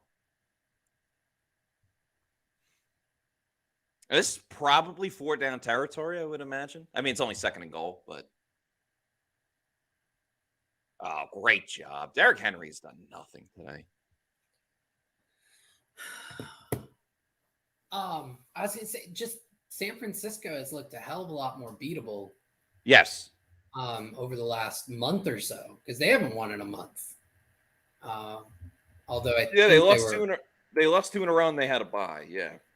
I want to say they lost 3 plus the bye. Yes. Yeah. I think you might be right. I came somewhere in between there, but yeah. So, I mean, it's not a foregone conclusion that the Bucs would lose to San Francisco. I definitely think, especially because that Shanahan game plan is typically given Bowles kind of fits. Yeah. I mean, the Texans have some 49ers disciples and hurt the Bucs last week. All right, Bucs get the stop on 3rd and goal, but I would imagine, given that it's the 4th quarter, that I could take the field. Yeah, so a field goal puts them down by 11, which would be touchdown, 2-point conversion plus field goal. Yeah. So it gives them the option to go with one more field goal and still be a score behind. I definitely would go for it if I were Vrabel, but I am much more aggressive in that. I can probably, let's see here real quick. And the kick by Nick Folk is good. That makes it 17-6. And we got a super chat from Byron Turner. Thank you to Byron for the $4.99 super chat, who says, Dean got paid and turned into just a guy. White will do the same if we make that mistake. Yeah, I mean, it's certainly frustrating the fact that they paid both cornerbacks and neither guy has been able to turn the football over. And, they do miss a fair amount of games as well. The Devin thing will be very interesting because he's playing well today.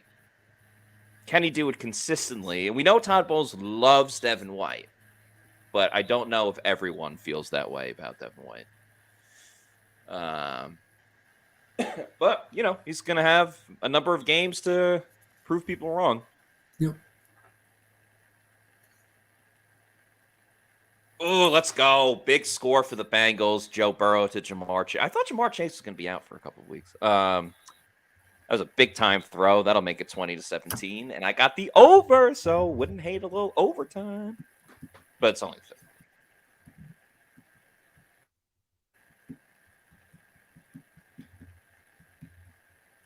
Daniel Gomes says, Cansey will be a franchise player. Kalijah Cansey's had a great game, especially stopping the run, which was what I was worried about.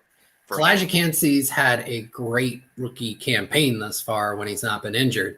And yes, he will be a dude.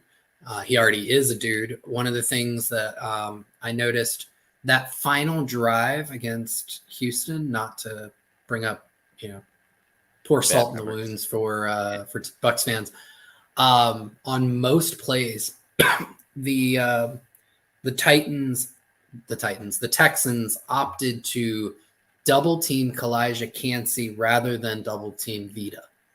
And I think it was his fourth or fifth game of his career. That tells you all you need to know about what the NFL thinks of him. Yeah. And he's actually been better as a run defender than I think like his PFF grades give him credit for. There are definitely a couple of reps in each game where he'll get moved vertically on a double team. But if you're asking Kalijah Cansey to take on double teams in the run game, it's not his game. Like, yes, he's going to get bounced. But a lot of times, he's a good gap shooter. He's penetrating. He can handle anchoring against most offensive linemen one-on-one in the run game, which is, a good portion of what you're looking for. Hey, I'll hang on until about 10 minutes left in the fourth, and then you okay with me dropping off at that point? Yeah, man. Well, I will have you for as long as you would like to be on. Cool. Yeah, we are in the fourth quarter, 17-6. Wow. 49ers are smoking the Jaguars. Overrated. I do love T-Law, though. Yeah, would have been great on the Jets if they didn't beat the Rams in a meaningless game 3 years ago. Oh, man. Yeah, that alternate reality would have turned out pretty well for you, especially if they still went out and got Salah. Wait, They already added him, right? Yeah, they have. Oh, boy. All right, a little swing pass to Tampa Bay Trey. Palmer with some nice moves. Close to a first down. I think you got it. Yeah. Tampa Bay Trey.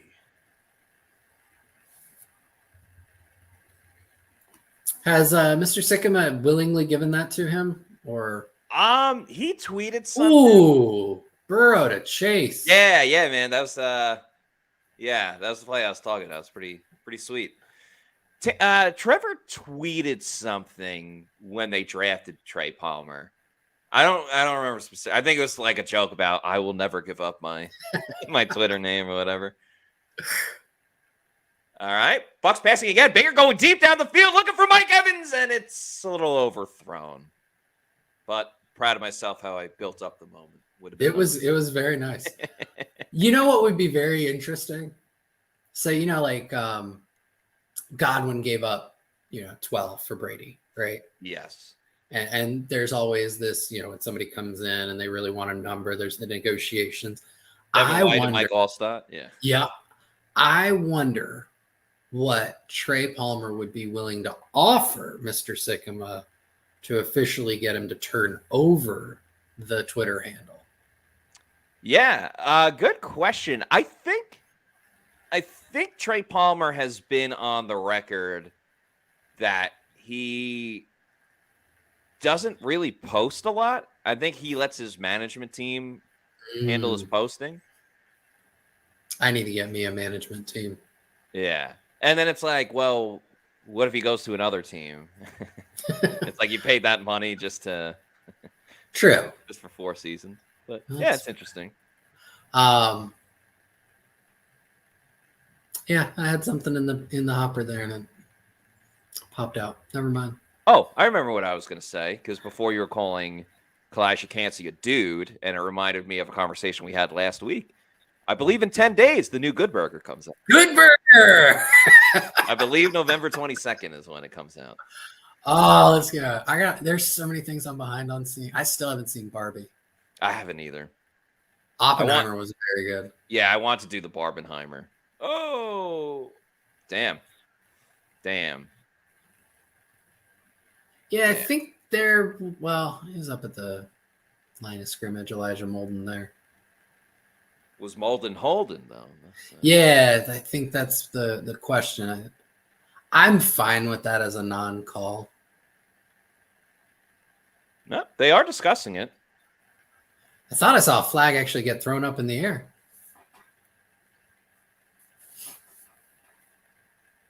And I believe that's a penalty that would result in an automatic first down. Yeah. Oh, they are going to call it. The Bucs get a call. Defensive holding against Elijah Molden. Molden be holden.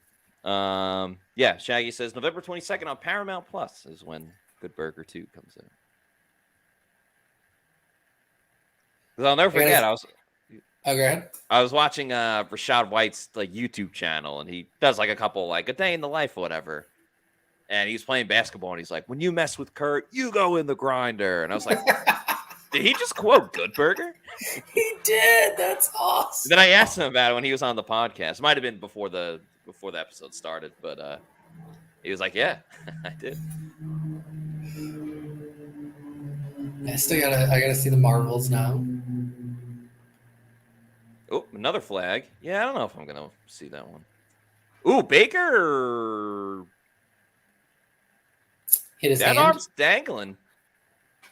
All right, we'll be on finger watch this week during practice.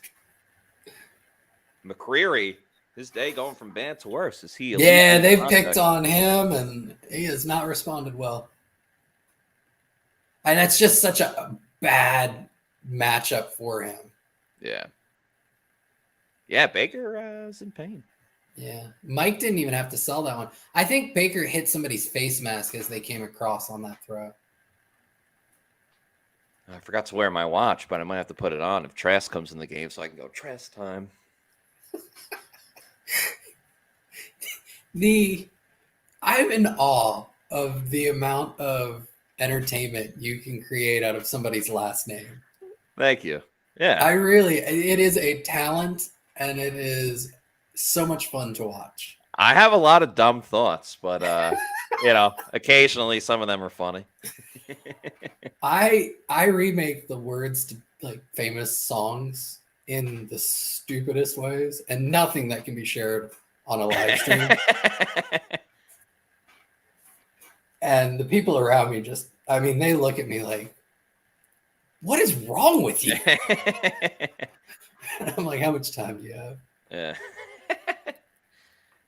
Yeah, I'll do that from time to time too. Like, there's like this trend on TikTok. It's called girl dinner. And it's like girls just eating like appetizers for dinner. And it's like, well, I think like a lot of people do that. But there's like a song. It goes, girl dinner. Girl dinner. So I'll say that with like Sean Tucker. Sean Tucker. I don't know why. I like it. Do. By the way, Shaggy, thanks. Hit that like button. Please like and subscribe. Leave a comment as well. Run, Baker. Run, Baker. Baker's going to scramble. He going to get that first down. He's definitely going to get it. Harold Landry can't keep up. Let Baker bake. All right, last play. I'm going to be with you. Oh, man. It's going to be a touchdown. That would be cool. But I'm not going to divulge which team. There's the suspense for you. Usain Baker Bolt.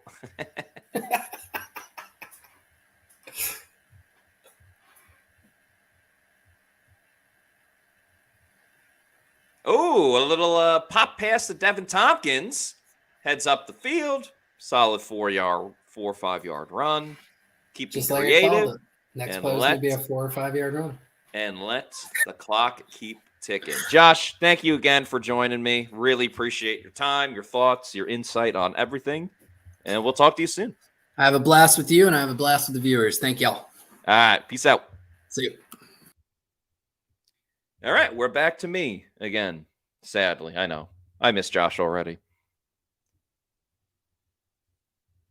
Byron Turner, $1.99 super chat. Thank you for the super chat. Says, have we victimized SMB in the past game? SMB is not playing. But they victimized McCreary.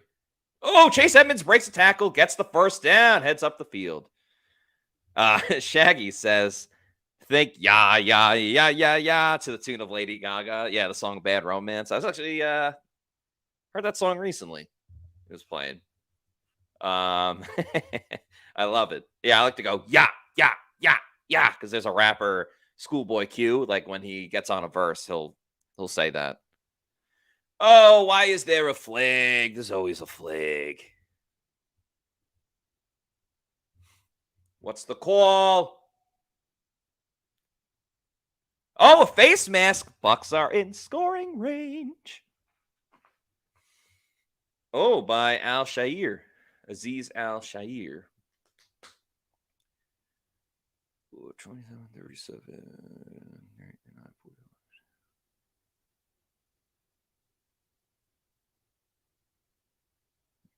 All right. I need one more touchdown in Bengals Texans for the over. Bucs doesn't look like they're going to hit the over, but that's okay. I bet more on the Bucs to win. Ooh, Jeffrey Simmons got a great push. That's right. Bucs just got to play smart. A field goal isn't bad here. Because you still got to force the Titans to move down the field. Yeah, he just destroyed Cody Mauk.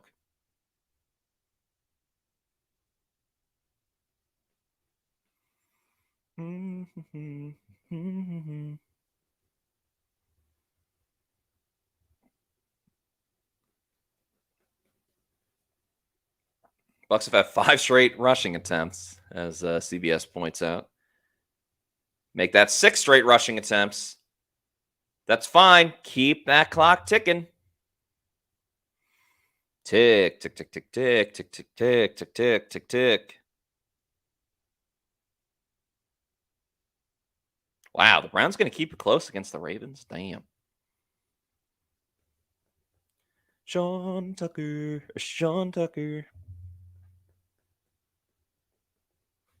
Brian says classic. They're playing for the field goal.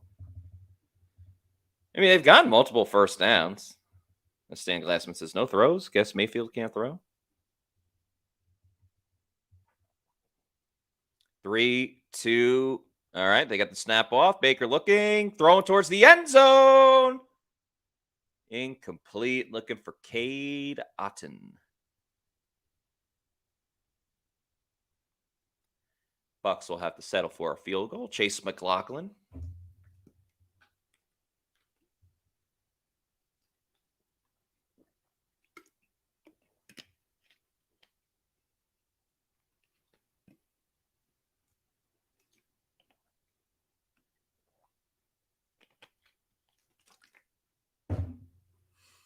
This would make it a 2-possession. Well, it's already a 2-possession game.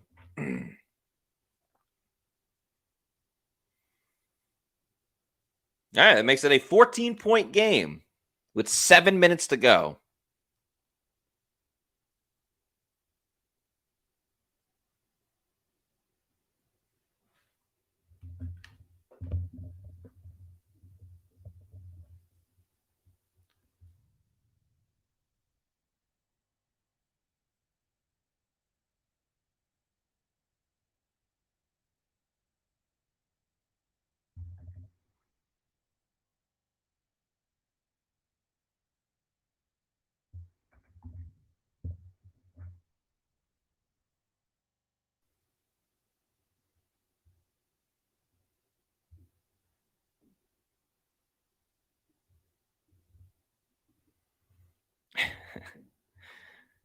Who was it? Mike. This is on my Twitter or X, whatever the hell you want to call it.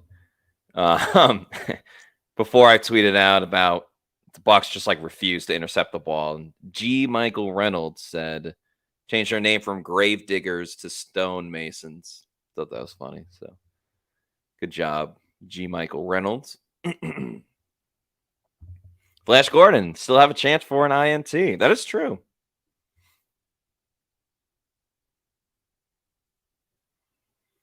Oh, Jordan Love. Oh, it's 3rd and 7. Throw it, dog. Oh, that was bad.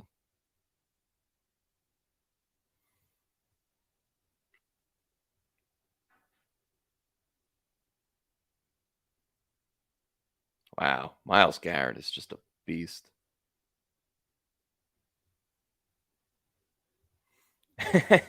We might even see Sean Tucker.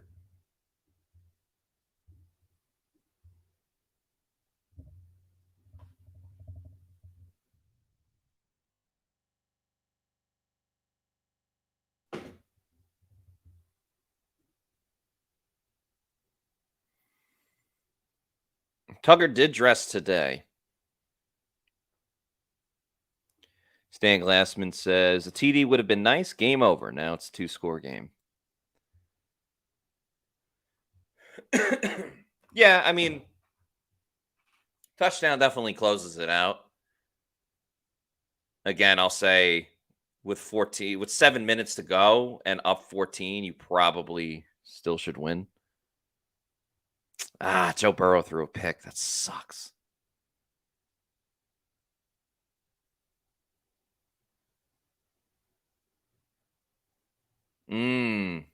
Overthrew him.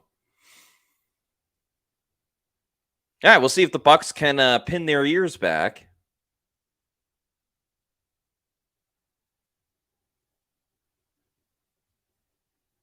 Kyle Juszczyk with a touchdown. Shout out to Juszczyk. Scored in the Super Bowl. Wow. 49ers are destroying the Jaguars. 34-3.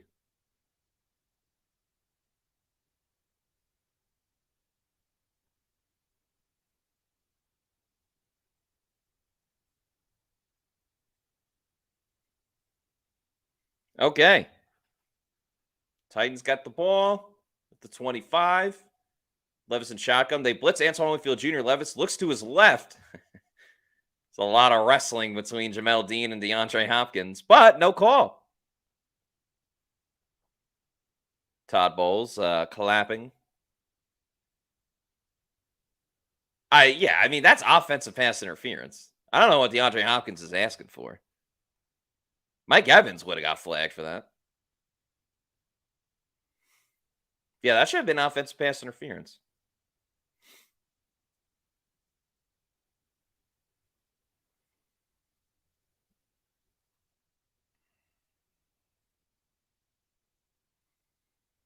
They blitz Winfield again. Levis rolls out to his right, throws, hits a wide open receiver, Phillips. That's a first down.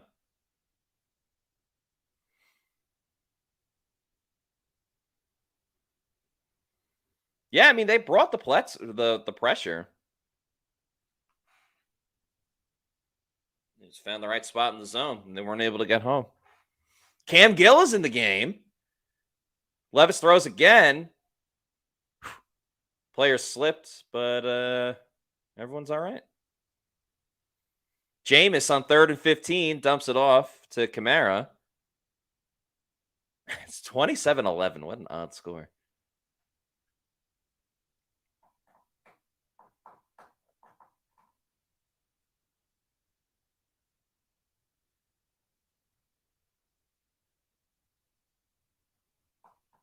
Second and 10, 6:29 to go. Cam Gill still in the game. Who's on the edge on the left side? Oh, Marquise Watts in the game. Watts gets, oh my God, it's an interception for the Bucs. Antoine Winfield, of course, Antoine Winfield gets it. He's at the 50, moving up the field, close to the 40, and that's a huge turnover and a great pressure from Marquise Watts. Awesome.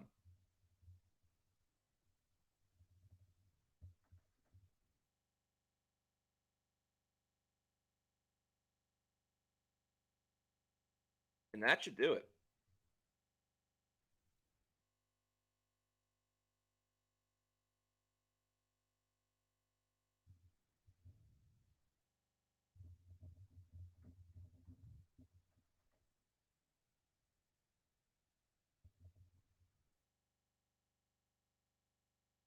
That was big time.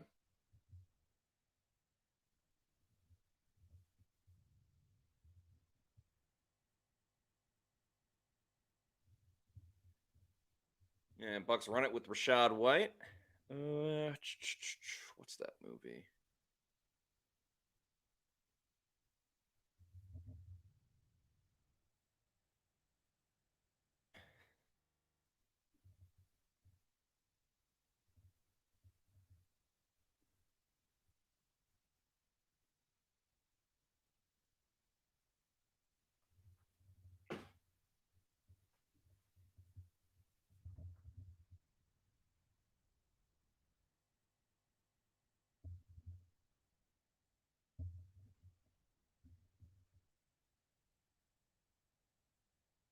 Marquise.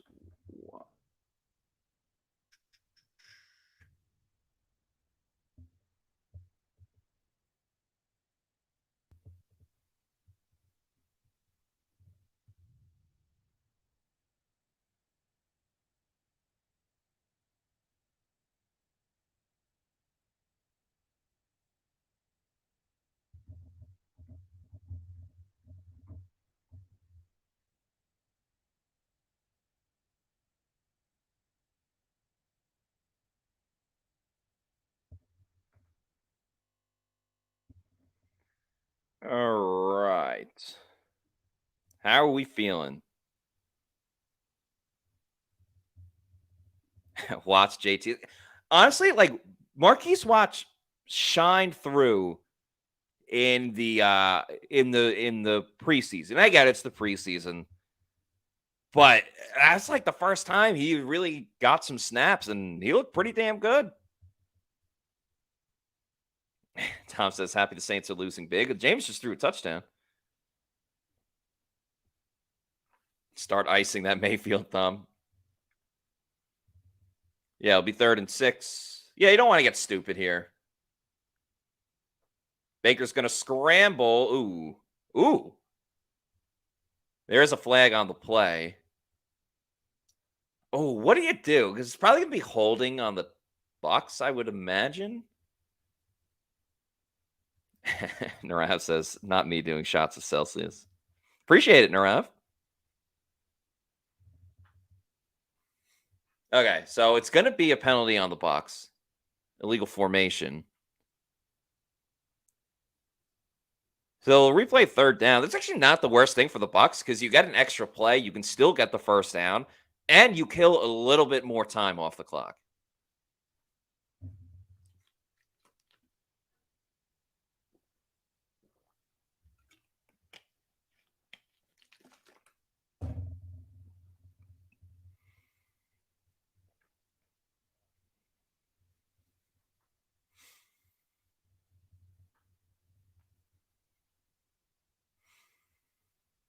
Ooh, Baker's going to get sacked. Hold on to the football.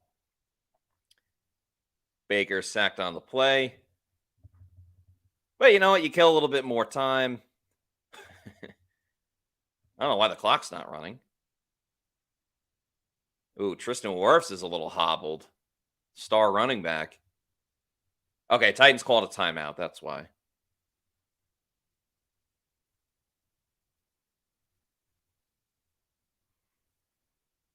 Yeah, just... Oh, yeah, Gedeke got held on the play. That was odd.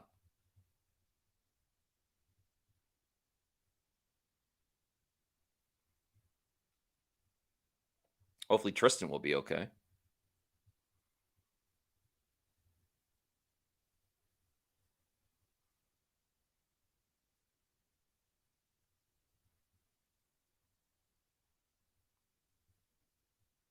Yeah, you just... I know people are going to be mad about, the amount of rushes, the amount of run plays, all that stuff, but you got to play the field position. Oh, boy, that was a terrible punt by Jake Camarda. Savase Dennis is getting in the mix. Yeah, that was an awful punt. Yeah, also killed 2 timeouts for the Titans. So, yeah, I mean, it's a very uphill battle for Tennessee.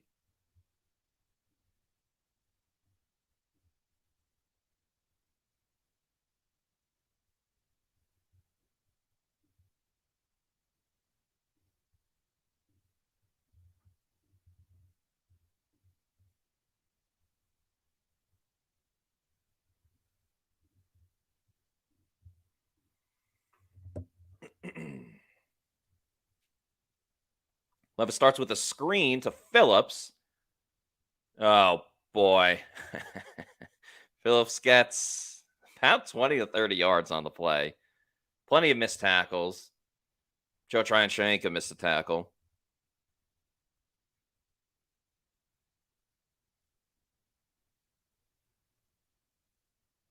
Oh, boy. Levis over the middle. Ball's tipped. Not taken away by D. Delaney, who is a little shaken up. I think probably just angry more than anything else. Yeah, Joe Burrow. I need a touchdown by the Bengals. Preferably, I'd like the Bengals to win because it's probably better for the Jets overall. But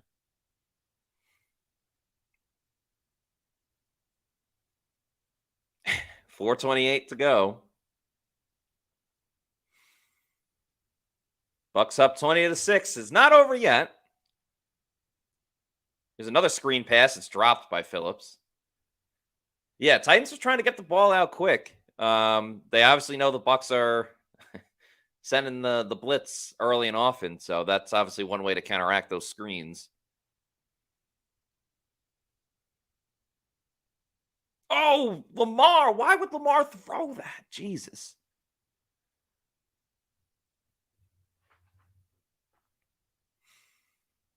All right, 3rd and 10. Obviously, this is 4th down territory for Tennessee.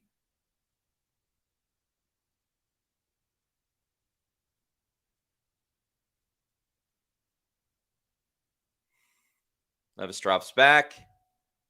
Bucs bring the pressure, and that is a group sack. Awesome job by Vita Vea. I want to say, Diaby was involved as well. Kalijah Cansey.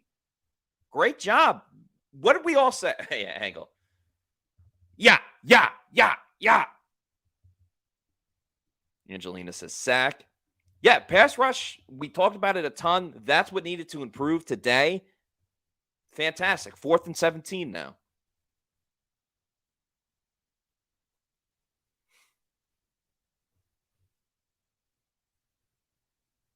Gotta get the stop here. I would rush 4. All right, they do a little stunt with Yaya. Levis throwing deep down the field.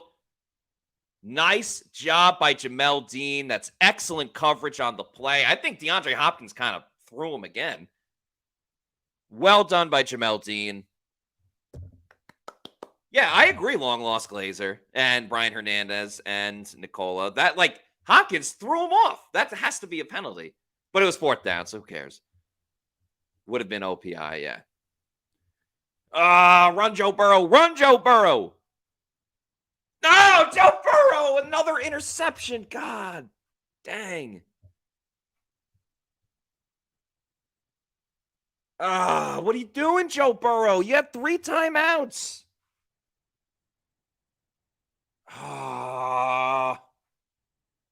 That over's going to kill. Anyway, Bucs run it with Rashad White. I mean, everyone knows the Bucs are going to run it now. Titans only have 1 timeout. You're up 14. Would love the Packers to beat the Steelers, but it's not going to happen. Jordan Love stinks. Yeah. All right, Jordan Love. Maybe they will beat the Steelers. That would be cool. Long Lost Glazer says, run Sean Tucker. Don't get White smashed here. Yeah, I mean, you got to close out the game. They'd probably go Chase Edmonds. I mean, Tucker hasn't gotten 1 rush. Yeah, they're showing the Bucs schedule on the screen. I mean, all things are possible right now. Like, they'll probably still get smoked by the 49ers, but again, the Saints are losing. We'll see if the Vikings can hold on. But with the Saints losing, a lot is up for grabs in the NFC South.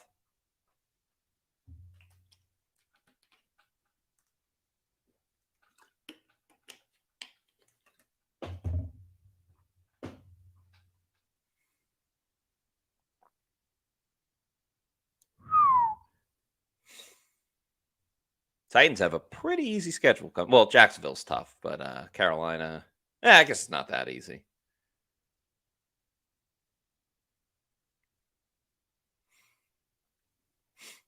Yep, Bucs just going to let it tick and tick and tick.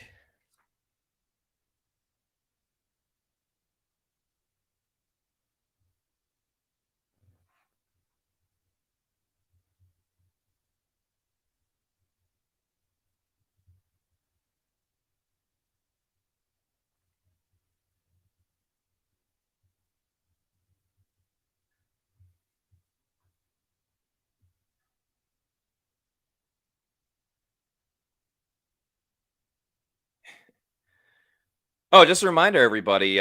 We will have the Pewter Post-Game Show. Myself, Scott Reynolds. That'll take place after the game, which should have everyone in a jovial news for sure. Stan Glassman says, why not do a screen pass, get the first, and start kneel downs? I mean, you just want to make sure you kill the clock.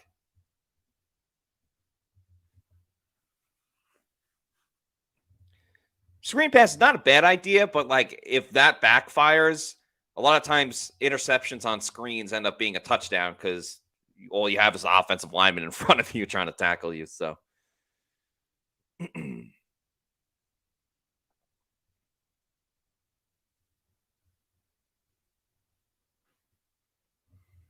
anybody seen Ryan Neal? Yeah, haven't mentioned him too much. Go, go. Oh, interception. Go, go, go. Oh, yeah, the Bengals got to score.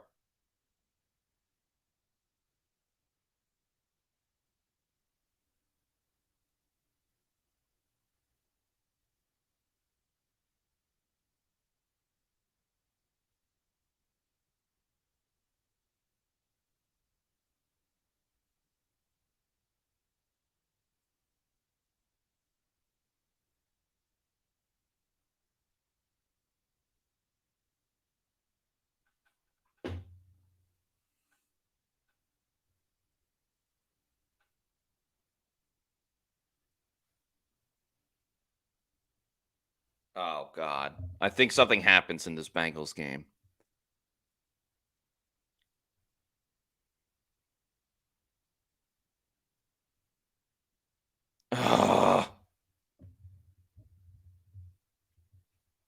Byron Turner, thank you for the $1.99 super chat. Says San Francisco beat the Bucs by a bigger margin than Jacksonville. They might. I mean, I don't want to look too far ahead. I think we should all enjoy this victory by the Buccaneers.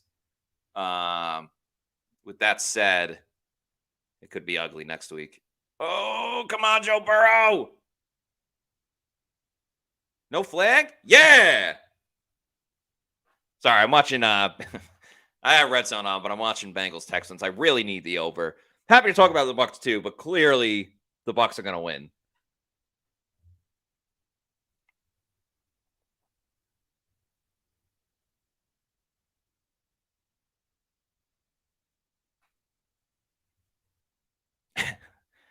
Really, the only close game right now is Steelers Packers. Vikings Saints is kind of close. All right, Bucs are back from the 2-minute warning. They are going to punt it away. Jake Camarda looking for some redemption. He just says, F it, let me get the ball out. Nice spin as well. All right, so the Titans will get the ball with 1:52 to go. The Bengals got called for pass interference? How? What the Oh, okay. No, never mind. Let's go. Run it. Run it. Run it. Joe Mixon. Yeah! Give me the over. Give me the over.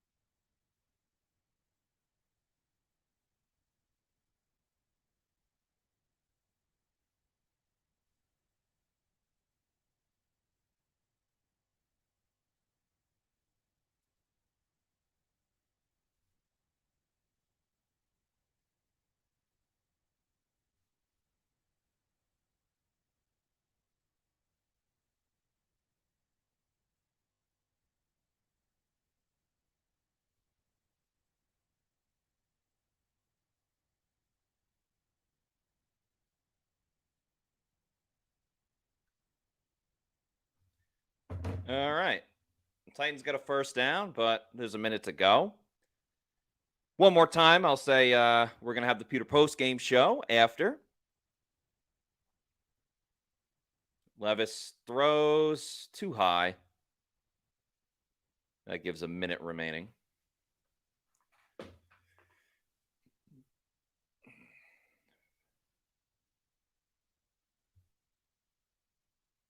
Saints are only down 8. They're and they have the ball, so that game is definitely not over.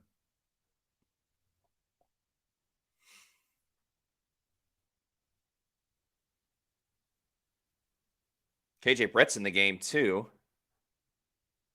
Levis throwing deep, looking for Hopkins. Nobody home. Meanwhile, Jameis completes a short pass.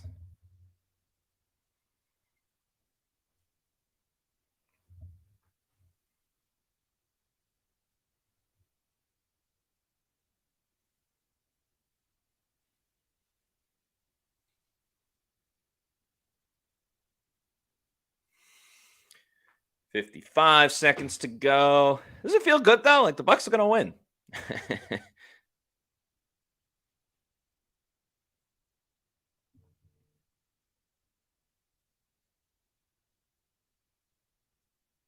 Levis throwing deep. Almost picked by D. Delaney.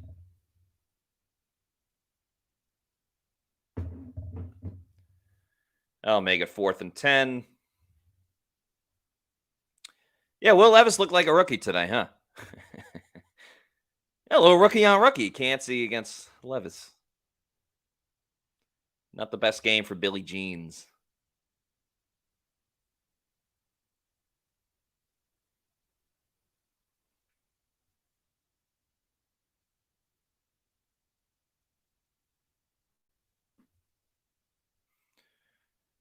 Oh, Anthony Nelson almost with the sack. That pass is incomplete, and that's going to do it. Bucs will get the ball. They'll obviously take some knees in victory formation. A great win for the Bucs. It was a must-win, potentially a can't lose. That was a must-win game for the Bucs. They pull out the win, 20-6. They're very much still in contention for the NFC South. It's their first win in 42 days. And again, with the Saints, we'll see what happens in the Saints game. I'm not ruling them out yet, but it's anyone's ball game. And Kyle Trask got in the game. It was Trask time. Trask takes the knee.